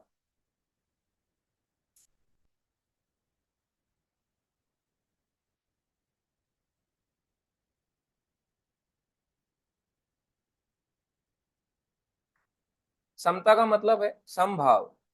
जिनके मन एकत्व यानी सेमनेस, एक तरफ का हो, कुछ सिमिलर हो एक चीज, तथा समता में स्थित है, उन्हें जन्म तथा मृत्यु के बंधनों को पहले ही जीत लिया है। यानी हम एकत्व यानी भगवान के जैसी हमारे अंदर क्वालिटी है। जितने भी जीव हैं सबके अंदर भगवान की क्वालिटी है, सब सच्चिदानंद है। तथा समता में स्थित हैं, यानी सबके प्रति संभाव रखते हैं। उन्होंने जन्म तथा मृत्यु के बंधनों को पहले ही जीत लिया है। ऐसा भक्त जो ये नजरिया रखता है, उसने जन्म मृत्यु के बंधन को पहले ही जीत लिया, उसकी पहले ही मुक्ति होने वाली है। क्योंकि वो किसी को भी ये नहीं देख पा रहा कि ये जीव अलग है, सबके अंदर आत्मा है, सबके अंदर परमात्मा है। वे ब्रह्म के समान निर्दोष है। ब्रह्म यानी आत्मा के समान निर्दोष है और सदा ब्रह्म में ही स्थित है, यानी सदैव अपने आप को आत्मा मानता है। ये ब्रह्मा नहीं है। आप इंग्लिश में पढ़ोगे, इंग्लिश में ये BRAHMAN लिखा आएगा, ब्राह्मण। आप क्या होगे, ब्राह्मण भी ब्राह्मण होता है, ब्रह्मा भी ब्राह्मण लिखा है, यहाँ भी ब्रह्म लिखा है, समझ नहीं पा रहा। इसलिए इंग्लिश लैंग्वेज में लिमिटेशंस आती हैं। इसलिए हिंदी में जब आप ग्रंथ पढ़ते हो तो बहुत सी चीजें क्लियर होती हैं। इसका मतलब ये नहीं है इंग्लिश गलत है, पर इंग्लिश का वर्ड समझ में नहीं आता कई बार, इसलिए ये है ब्रह्म, ये ब्रह्मा नहीं है। एक और आ की मात्रा आ जाए तो ब्रह्मा हो जाएगा। तो ब्रह्म के समान निर्दोष है। ऐसा व्यक्ति ब्रह्म के समान, यानी आत्मा जैसे निर्दोष होती है, आत्मा कभी दोष दृष्टि नहीं करती, वैसी निर्दोष रहती है, ऐसा भक्त होना चाहिए। इसका मतलब उसने जन्म मृत्यु के चक्कर को पहले ही जीत लिया है। अपनी भक्ति को चेक करने का एक ही पॉइंट है कि हम कितना, सामने वाले को देख के आपका क्या नजरिया है। अगर आपका नजरिया उसका उद्धार करने का है, आप समझ लो मैं भक्ति सही कर रहा हूं। अगर आपका सामने देख रहा है कि वो नहीं सीख सकता, एक जानवर है, तो उसको मारो मत। बिना वजह क्यों अटैक करना? भक्त कभी अटैकिंग नहीं होता, भक्त डिफेंसिव होता है। अटैक करने वाला भक्त नहीं कहलाएगा।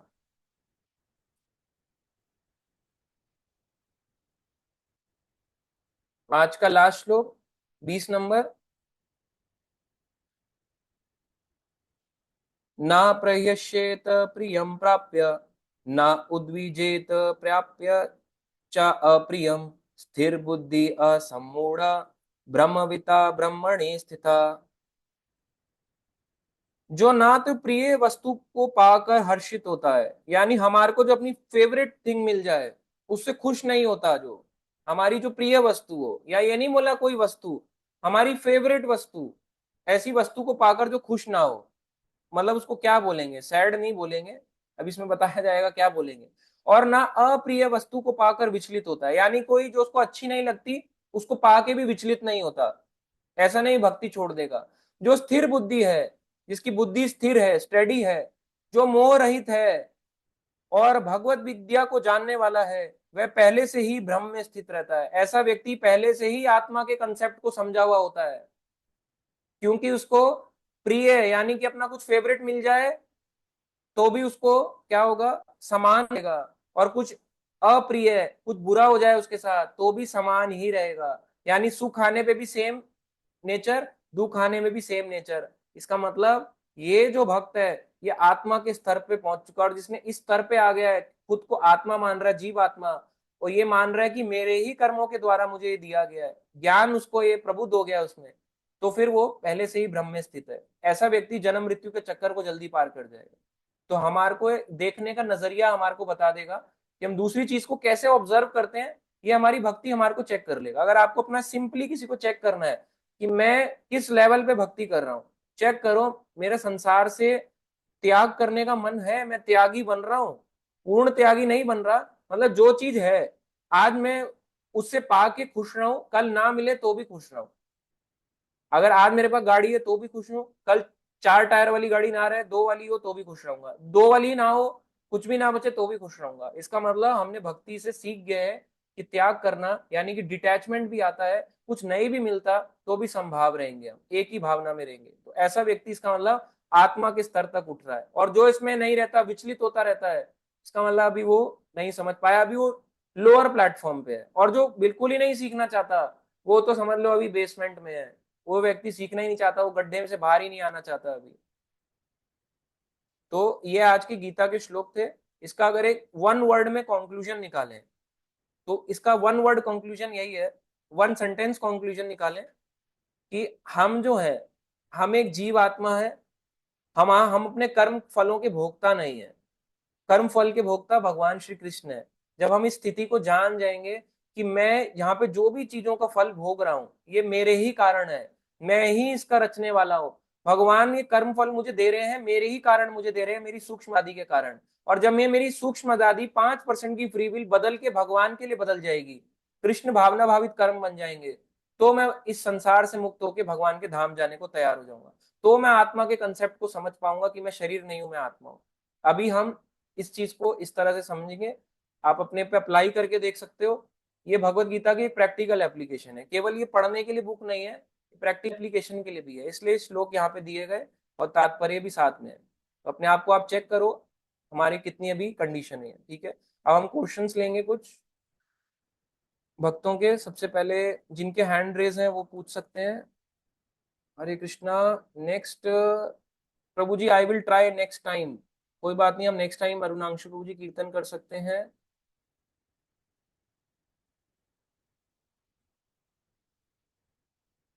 प्रभु जी आपकी आवाज नहीं आ रही है। आवाज तो आई है पूरी सेशन में, क्लियर थी आवाज, पूरे सेशन में क्लियर थी आवाज।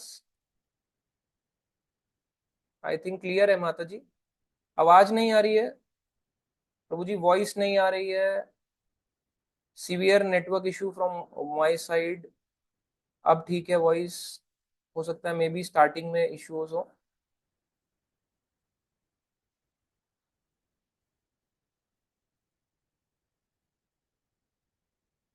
रिकॉर्डिंग हो रहा है हनुमान प्रजापति प्रभु जी। नेक्स्ट अभिषेक कुमार प्रभु जी कह रहे हैं रेशियो बहुत कम है डिवोटी नॉन डिवोटी का, बिल्कुल सही। कनिका माता जी लिखती हैं अच्छा कौन सा माना जाता है, ये मैं समझा नहीं, आप पूछ सकते हैं माता जी।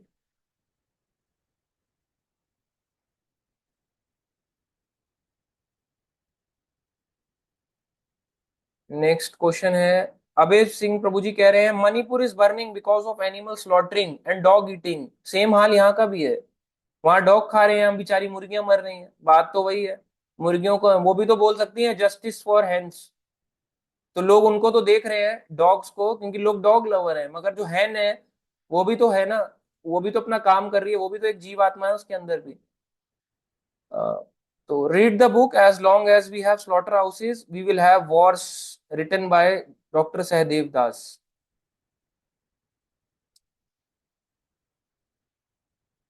हनुमान प्रजापति प्रभु जी लिख रहे हैं प्योर डिवोटी तो आंट को भी, एंट को भी लेग से क्रॉस नहीं करता बिकॉज वो उस एंट में भी भगवान को देखता है, बिल्कुल सही। वो चींटी को भी नहीं टापेगा क्योंकि वो जानता है भगवान है, ये चींटी चल के आ रही है, इसको लांगेगा नहीं। बचाने के लिए लांग सकता है मगर देखेगा अरे भगवान है इसके अंदर, तो भगवान के ऊपर से कैसे सर अपने पैर को लेके जा सकता हूँ, साइड से निकल जाएगा। ऐसे करके सिचुएशन होगी तो ही टापेगा या वेट करेगा। प्योर डिवोटी का कंडीशन बहुत डिफरेंस है।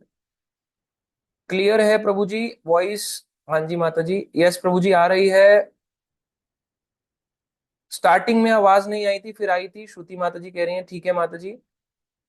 आ रही है पूरी क्लास में वॉइस। विशाली मान्य माता जी लिख रही है हनुमान प्रभु जी लिख रहे हैं। कनिका माता जी मतलब कि जन्म जब आत्मा निकलती है तो बेस्ट साइड कौन सा होता है? आत्मा के लिए कोई बेस्ट साइड नहीं होता, ना ही कोई गेट मैटर नहीं करता। चाहे यहां से निकले 10th गेट जिसे ब्रह्मरंध्र कहते हैं, यहां से निकल जाए, चाहे कान से निकल जाए, चाहे नोस्ट्रिल से बाहर आ जाए, आंख से आ जाए, मुंह से आ जाए, उसके लिए सारे द्वार ये मैटर नहीं करेंगे क्योंकि उसकी जो भक्ति है वो पूर्ण हो जाती है और भगवान के धाम को चला जाता है।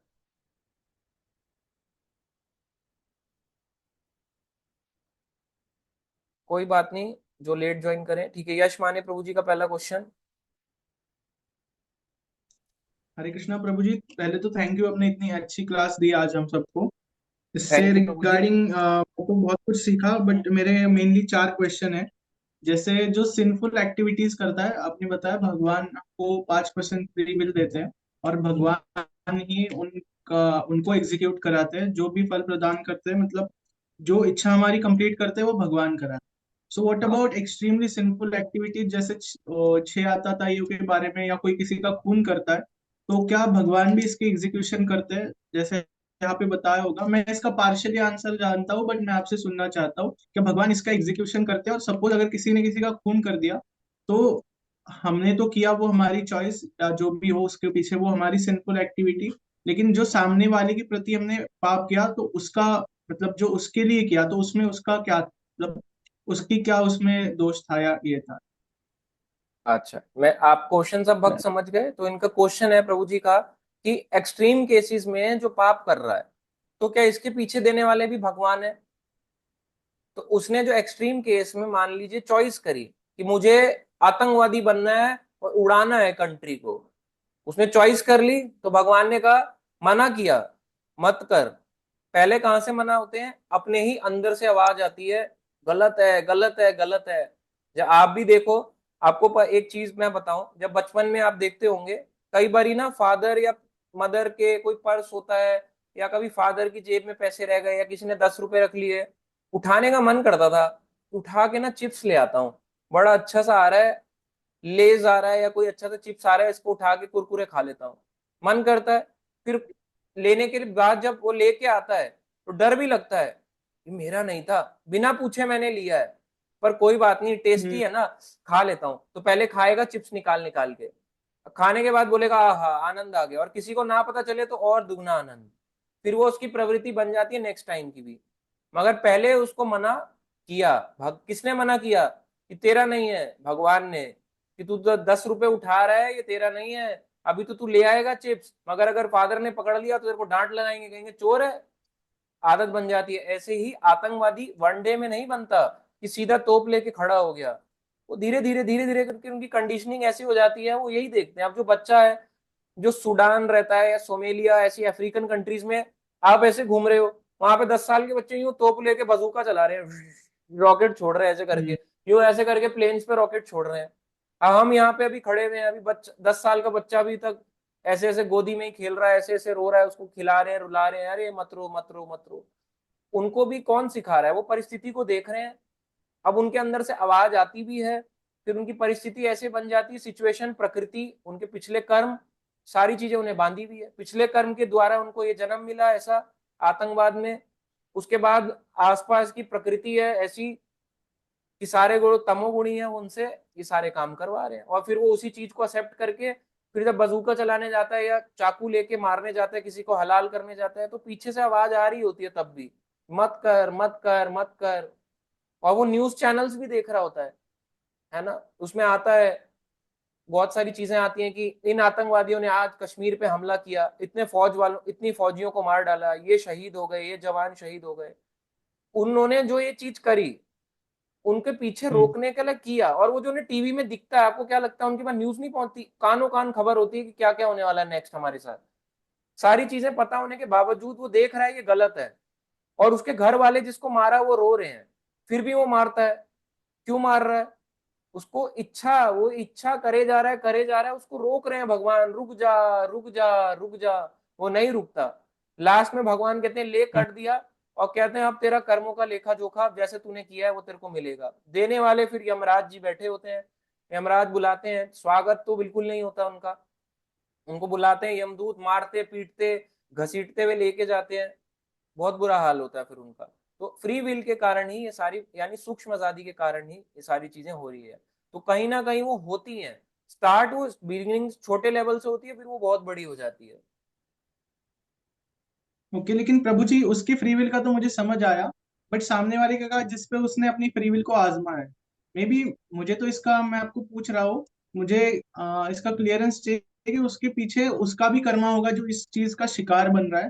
But I want to listen from your end, मुझे आपसे सुनना है कि क्या होता है एक्चुअली अगर वो सामने वाले को मार रहा है, तो वो सामने वाले को, मतलब उस पर्टिकुलर सिचुएशन में उसने तो अपनी फ्री विल कंप्लीट की, लेकिन उस सामने वाले का क्या दोष? देखो उसने उसकी फ्री विल करी, हाँ ये भी अच्छा है कि जिसको उसने मारा उसका क्या दोष था बेचारा। मान लो एक आतंकवादी ने हम्म। हमला कर दिया, एक फौजी मारा गया, उसका क्या दोष था? या हमने चींटी को मार दिया, चींटी का क्या दोष था? आप उसकी मृत्यु का कारण बन गए, उसकी डेथ फिक्स थी, उसकी इतने बजे इस समय मृत्यु होगी, ये चीज फिक्स है। इस व्यक्ति की लड़ाई करने जाएगा, फौज में मृत्यु हो जाएगी, ये चीज फिक्स थी। मगर आप उस कर्मों का हकदार बन गए, मैं मारूंगा। अब इस चीज को मैं रोक सकता हूं कि मैं इस पाप का भागीदार क्यों बनूं, मैं नहीं बनूंगा। ये फ्री विल मुझे रोक सकता है कि मैं नहीं बनूंगा। उसका मृत्यु होना तय है, वो हम्म। कोई और मारेगा मगर मैं नहीं मारूंगा। तो मैं अपने आप को रोक सकता हूं, इसलिए अपनी फ्री विल पे हम काम कर सकते हैं कि मैं अपने आप को कैसे रोकूं। पहले दूसरे को तो तब आएगा जब उसको शिक्षा दी जाएगी, सिखाया जाएगा, पर तब तक वो सीखने लायक ही नहीं बचता। उसको बस ये है कि मुझे करना है, मुझे मारना है, तो वो मारेगा। उसकी डेथ फिक्स थी, उसके कर्मों के अकॉर्डिंगली उसको इतना ही टाइम मिला था, टाइम पीरियड मिला था, उसकी डेथ हो गई। मगर ये जो व्यक्ति है ये बचा सकता था कि मैं उसका पाप का हकदार ना बनूं, मैं रुक जाऊं, कोई और मार दे ठीक है, मेरी आतंकवाद में से जाके उसको मार दे, मगर मैं बच जाऊं। तो वो इस तरह से कर सकता है। तो हम्म। हम अपने आप को बचा सकते हैं, दूसरे को नहीं बचा सकते। वो चीज फिक्स थी जिसके साथ वो होनी है उस सिचुएशन पे। ओके प्रभु जी, मुझे मैंने किसी को बताया था तो मुझे बोल रहे थे कि भाई भगवान को हमें स्टॉप ही करना चाहिए ये चीज करने से, कि बोलना नहीं चाहिए भगवान को ना। एक व्यक्ति बोल रहा था ऐसे कि भगवान वीक है, भगवान हमको ऐसे स्टॉप नहीं करते सिंफुल एक्टिविटीज से, तो भगवान को भगवान हमें स्टॉप करते हैं। इमिडिएटली स्टॉप करना चाहिए, होने ही नहीं देना चाहिए। देखो भगवान स्टॉप करते हैं। अब इसी से रिलेटेड देखो क्वेश्चन है, ठीक है, यहाँ पे कनिका माता जी भी लिखती हैं, प्रभु जी क्या ब्रूटली रेप भी वो भी भगवान की मर्जी से होता है? कोई भी ब्रूटल रेप भगवान की मर्जी से नहीं होता। यही तो अज्ञान है। कुछ भी भगवान चलता हम्म। सब भगवान की मर्जी से है, मगर हम चॉइस कर रहे हैं बार बार, मुझे करना है, मुझे करना है, मुझे करना है। वन डे में कोई रेपिस्ट नहीं बना। वो धीरे धीरे हम्म। धीरे धीरे जब वो सीख गया, भगवान ने उसको बार बार बार बार बार बार दिखाया। उसको वीडियोस भी दिख रही हैं। इंडिया में कोई क्राइम नहीं है, बाहर लटका दिया जाता है, या गला काट दिया जाता है, या उल्टा लटका के फांसी दे दी जाती है, या जला दिया जाता है उसको, या उसको गन शॉट कर दिया जाता है। उसको दिख रहा है ये सारी चीजें हो रही हैं, मगर वो फ्री विल का मिसयूज कर रहा है। अब जो मिसयूज कर रहा है, अब भगवान कहेंगे मत कर, पर वो कहेगा मैं करूंगा, तो भगवान कहेंगे ले कर ले, मैंने तो तेरे को मना किया, अब तू कर ले, अब तूने कर दिया, अब मेरे को मत बोलियो, अब तेरे को इसका फल भी मिलेगा। फल भी भगवान दिखा रहे हम्म। हैं। जो वो बुरा काम कर रहा है, रेपिस्ट रेप करता है, उसको दिख रहा है इसका ये फल है। भगवान ने आउटकम भी दिखा दिया उसको पहले ही, ये करने से ये होने वाला है। जब आपको पता है बीटेक करके मेरे इंजीनियरिंग लगने वाली है, जॉब लगने वाली है, डॉक्टर का कोर्स करके मैं डॉक्टर बनने वाला हूँ, आतंकवाद सीख के मैं ये हाल होने वाला है और इनका स्वरूप ये है, तो भगवान दिखाते हैं पिक्चर। मगर जब वो नहीं मानता तो उसको आ जाता है, अपने कर्म फलों को छोड़ के भाग जाता है। पर क्योंकि जीव आत्मा इतना शक्तिशाली नहीं है कि अकेले शरीर को रन कर सके, तो भगवान साथ में बैठे रहते हैं उसकी इच्छा हम्म। पूर्ति करने के लिए। मगर वो इच्छा ही गलत करता है, इस कारण से ये हो रहा है। तो इसमें भगवान का दोष नहीं है ना उनकी प्रकृति का। भगवान ने हमारे को उस समय भी बोला कि मत करो, मगर उस समय भी हम नहीं माने, और आज भी हम नहीं माने। यही है हमारा फ्री विल। इसी कारण से हो रहा है, सब चीज पिक्चराइजेशन दिखा रहे हैं भगवान, मगर वो नहीं एक्सेप्ट कर रहा। हम्म। ओके, और प्रभु जी मेरे और क्वेश्चन है। उसमें से तो यहाँ पे जो श्लोक है 11 नंबर श्लोक, तो उसमें योगी का बताया गया है, तो योगी का एक्चुअली डेफिनेशन हम क्या बोल सकते हैं, योगी कौन होता है? ये योगी भक्ति योगी की बात हो रही है, कि योगी जन ऐसा हम्म। कार्य करते हैं, तो ये भक्ति योगी है।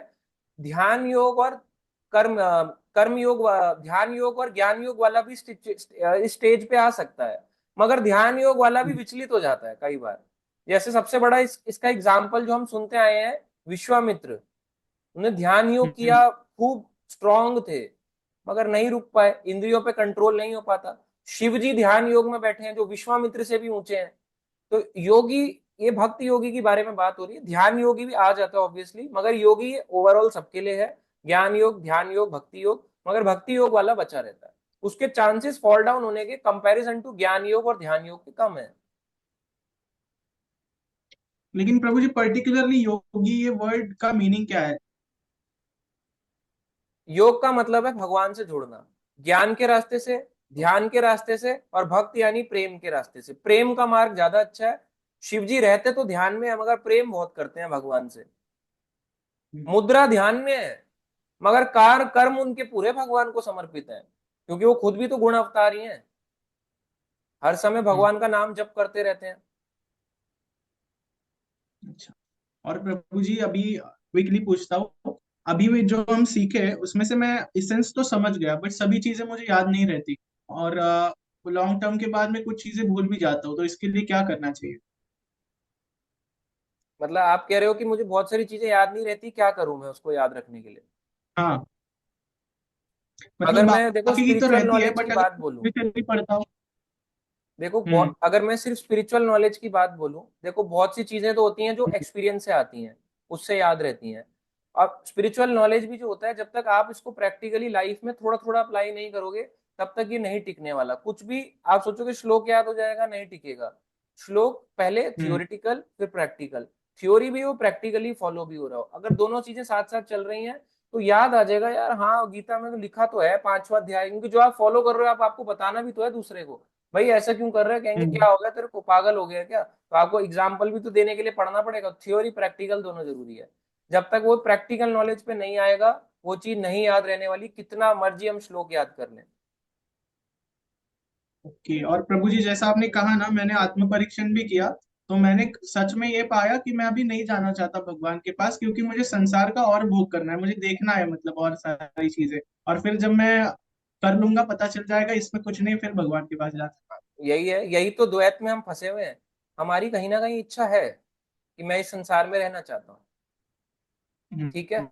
और एक लास्ट क्वेश्चन है प्रभु जी। हाँ जी। जो लोग बोलते हैं ना कि मैं भोला भक्त हूँ, मैं पढ़ूंगा नहीं, ज्ञान मतलब पढ़ना नहीं मुझे कुछ बुक्स वगैरह, मैं बस माला करता रहूंगा, भोग लगाऊंगा, और मैं बड़ा भोला भक्त हूँ, मैं ऐसे ही भक्ति करता रहूंगा, उनको आप क्या बोलोगे? मतलब मैं पढ़ूंगा नहीं, भक्ति ऊपर से करता रहूंगा, सुपरफिशियल। मैं चैंटिंग करूंगा, भोग लगाऊंगा, भगवान को मानूंगा, और मैं भोला हूँ इसलिए मैं नहीं करता, मैं सब ये करूंगा, बुक्स वगैरह नहीं पढ़ूंगा। उन भक्तों को 1 साल बाद पूछना वो कहाँ पे है। 1 साल बाद हम्म। किसी के हाथ में माला नहीं दिखेगी। उनको लगता है कि कलयुग का हम्म। प्रभाव नहीं पड़ेगा उनपे, सबसे पहले उन्हीं पे पड़ने वाला है। 1 साल के बाद वो कुछ नहीं करेंगे, आपको दिखेंगे भी नहीं आसपास अपने, क्योंकि जो नहीं पढ़ता वो टिक ही हम्म। नहीं सकता भक्ति में। जो सुनना नहीं चाहता, पढ़ना नहीं चाहता, वो नहीं टिक सकता, टिक ही नहीं सकता। हम्म। ज्यादा लंबे समय इस भक्ति के मार्ग में कोई नहीं चल सकता अगर वो ज्ञान से प्रबुद्ध नहीं होगा। ये चीज बार बार ज्ञान ज्ञान ज्ञान है, हम थोड़ा ना बोल रहे, भगवान की वाणी है, ज्ञान ज्ञान ज्ञान लेना जरूरी है। और ज्ञान है थियोरिटिकल प्रैक्टिकल बोथ। सिर्फ थियोरिटिकल हो तो भी नहीं, हम्म। और सिर्फ प्रैक्टिकल हो तो फिर तो बहुत ही बुरा है। विदाउट थियोरिटिकल अगर सिर्फ प्रैक्टिकल हम्म। नॉलेज पे चल रहे हैं तो भी उसका बहुत बुरा हाल होने वाला है, क्योंकि वो फिर वो सहजिया बन जाएगा। हम्म। ठीक है प्रभु जी, यही क्वेश्चंस थे। आपका बहुत बहुत धन्यवाद, आपने मेरे को इतना टाइम दिया और सारे क्वेश्चंस का आंसर दिया। थैंक यू प्रभु जी। थैंक यू प्रभु जी। हरे कृष्ण। ठीक है, वैशाली माने माता जी। हरे कृष्णा प्रभु जी। हरे कृष्णा माता जी। प्रभु जी, अगर सब में, सब इंसान में भगवान का अंश है तो इंसान पाप क्यों कर रहा है प्रभु जी? ये क्वेश्चन है मेरा। यही तो अभी तो बताया, सूक्ष्म आजादी के कारण, हमारी आजादी है ना। मैं आपको बोलूं वीडियो ऑन कर दो, अब आपने बोला नहीं नहीं प्रभु जी मैं तो अभी कुछ, मान लो कुकिंग कर रही हूँ, तो वो फ्री विल है, जैसे आपकी फ्री विल है वही चीज है, उसी वजह से पाप हो रहे हैं। मतलब ये मैं और आपके लिए प्रभु नहीं जी। बोल रही, सबके लिए है। आप मुझे बोलो प्रभु जी हाँ। खड़े होके दिखाओ, अब मैं अभी बोल रहा हूँ, खड़ा कैसे होऊंगा? ये मेरी फ्री विल है।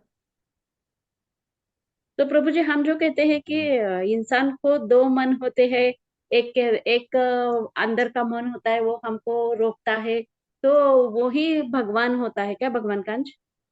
मन जो है आत्मा के ऊपर ना एक कवरिंग है, जैसे मान लो आत्मा यहाँ है, छोटी सी है, उसके ऊपर एक कवरिंग है, मन बुद्धि अहंकार। और बुद्धि क्या है उसकी? भौतिक बुद्धि, भौतिक मन, भौतिक अहंकार, कि मैं शरीर नहीं हूं, मैं एक आत्मा हूं। इस कारण से ऊपर शरीर के नष्ट होने पे भी वो मन बुद्धि अहंकार नष्ट नहीं होता, जिस वजह से वो हर बार हर बार हर बार भगवान को नए नए जन्म में भूलता चला जाता है। अच्छा, ठीक है प्रभु जी, यही क्वेश्चन था मेरा। हरे ठीक है। कृष्णा। ठीक है, हरे कृष्णा। बाकी धीरे धीरे आपको और समझ आएगा। इसमें से कुछ क्वेश्चन लेते हैं, लास्ट कुछ क्वेश्चंस हैं चैट बॉक्स से।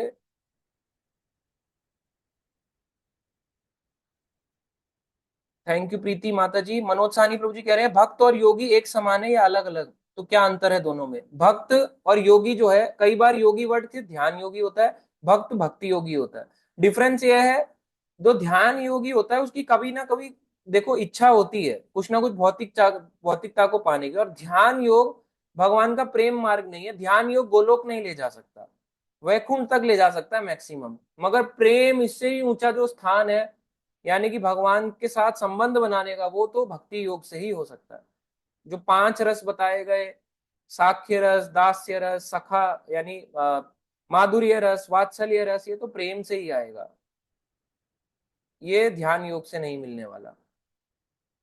और ध्यान योग कलयुग की विधि भी नहीं है। थैंक यू मधुर माता जी। दीप कौशिक माता जी लिख रही है ये फ्री विल पावर का रॉन्ग यूज है, भगवान ने कुछ कर्म इंसान को दिए हैं। बिल्कुल सही माता जी। दीप कौशिक माता जी का है, इनर वॉइस को ब्रेक किया होता है तब क्राइम करते हैं, उससे पहले वो अपने को और अपनी सोल को किल करता है तब वो क्राइम करते हैं, बट मर्डर तो वो पहले ही बन गया होता है। बिल्कुल सही माता जी, आप पहले ही इसको बिल्कुल सही समझा है। पंकज मेहता प्रभु जी लिख रहे हैं प्रभु जी, जैसे आपने कहा कि डिवोटीज को अपने प्रारब्ध के अकॉर्डिंग मिलता है, बट अगर किसी को उसके अकॉर्डिंग मिल जाए ड्यू टू हिज और हर प्रारब्ध कर्मा, देन वो तो ईगोइस्टिक हो सकता है एंड बोल सकता है कि this has done because of my karma, not due to Krishna. तो वही ईगो तो है, यही तो ईगो रहता है हमारे अंदर, it is done by me not by Krishna. जो हमारे को आज मिल रहा है, कुछ अच्छा होता है, उसका क्रेडिट हम कभी भगवान को नहीं देते, बुरा होता है तो भगवान को, अच्छा होता है तो नहीं देते। अगर आज मैं हंसा तो ये इसका क्रेडिट हम भगवान को नहीं देंगे, पता है भगवान मैं आज हंसा था, आप नहीं बोलोगे। मगर अगर बुरा हो जाए तो हम बोलेंगे अरे इन्होंने बुरा कर दिया। तो कहीं ना कहीं भगवान इस बात को जान, हम तो भगवान तो पूरा जानते हैं, हम भी कहीं ना कहीं इस बात को जानते हैं कि हमारा जो डिसीजन है ये फ्री विल है कहीं ना कहीं, कि हम उसको क्रेडिट नहीं दे रहे हैं जिनको देना चाहिए। ठीक है। गौरव झा प्रभु जी का क्वेश्चन। प्रभु। हरे हरे कृष्णा, कृष्ण हाँ जी। प्रभु। हाँ जी प्रभु जी, हरे हाँ कृष्णा। प्रभु, आज बड़ा सिंपल सा एक बहुत ही लाइटर क्वेश्चन है, लाइटर नोट पे। अ, आजकल मैं चूंकि अपना पीएचडी के चक्कर में काफी बुक्स को डाउनलोड करके इंटरनेट से पढ़ रहा हूँ, तो सुबह में मैं भागवत गीता और इस्कॉन की पुस्तकें भी मैं पढ़ता हूँ। और हाँ मैं जी। भी दिल्ली हूँ नहीं, कहीं और आया हुआ हूँ। तो एक मन में दुविधा आ रही है कि मैं अधिकांश पुस्तकें मैं डाउनलोड करके पढ़ता हूँ, इंक्लूडिंग इस्कॉन की पुस्तकें, वो पायरेटेड कॉपीज। तो क्या इसका पुण्य होगा या पाप होगा? मैं समझा मतलब नहीं, आप कह रहे हो पायरेटेड कॉपी आप पढ़ते हो तो इसका पुण्य होगा पाप होगा? गीता पढ़ रहा हूँ तो पुण्य होना चाहिए, बट चोरी करके पढ़ रहा हूँ तो पाप होना चाहिए। तो मन में ये दुविधा है आजकल। नहीं देखो, गीता की तो चोरी भी हो जाए तब भी उसका भला ही होने वाला है, तो उसका तो कोई नुकसान नहीं होने वाला, तभी तो ये वेबसाइट बनी हुई है। तो उसमें कोई चोरी नहीं है, पढ़ सकते हैं। ये भगवान का ज्ञान को कोई चुरा नहीं सकता, यही एकमात्र चीज है, हरि नाम, भगवान की विद्या, इसको कोई नहीं चुरा सकता। धन्यवाद प्रभु, काफी आपने मुझे संतुष्ट किया, काफी अच्छा लग रहा है, रिलीव हूँ। ठीक है।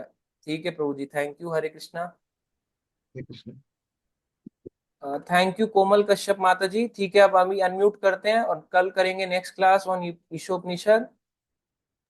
हरे हरे कृष्णा कृष्णा कृष्णा हरे कृष्णा हरे कृष्णा हरे, हरे हरे हरे राम हरे हरे राम हरे राम राम हरे राम राम हरे राम हरे। राम हरे हरे। श्रील राम प्रभुपाद हरे की हरे जय, हरि श्रील हरि हरि बोल प्रभुपाद जय की श्रील जय, प्रभुपाद की जय। श्रीमद् भगवत गीता जय की जय, श्रील जय प्रभुपाद की जय, निताई निताई गौर जय। प्रेमानंदे, हरि हरि बोल। हरि हरि बोल। हरि हरि बोल। हरे कृष्णा।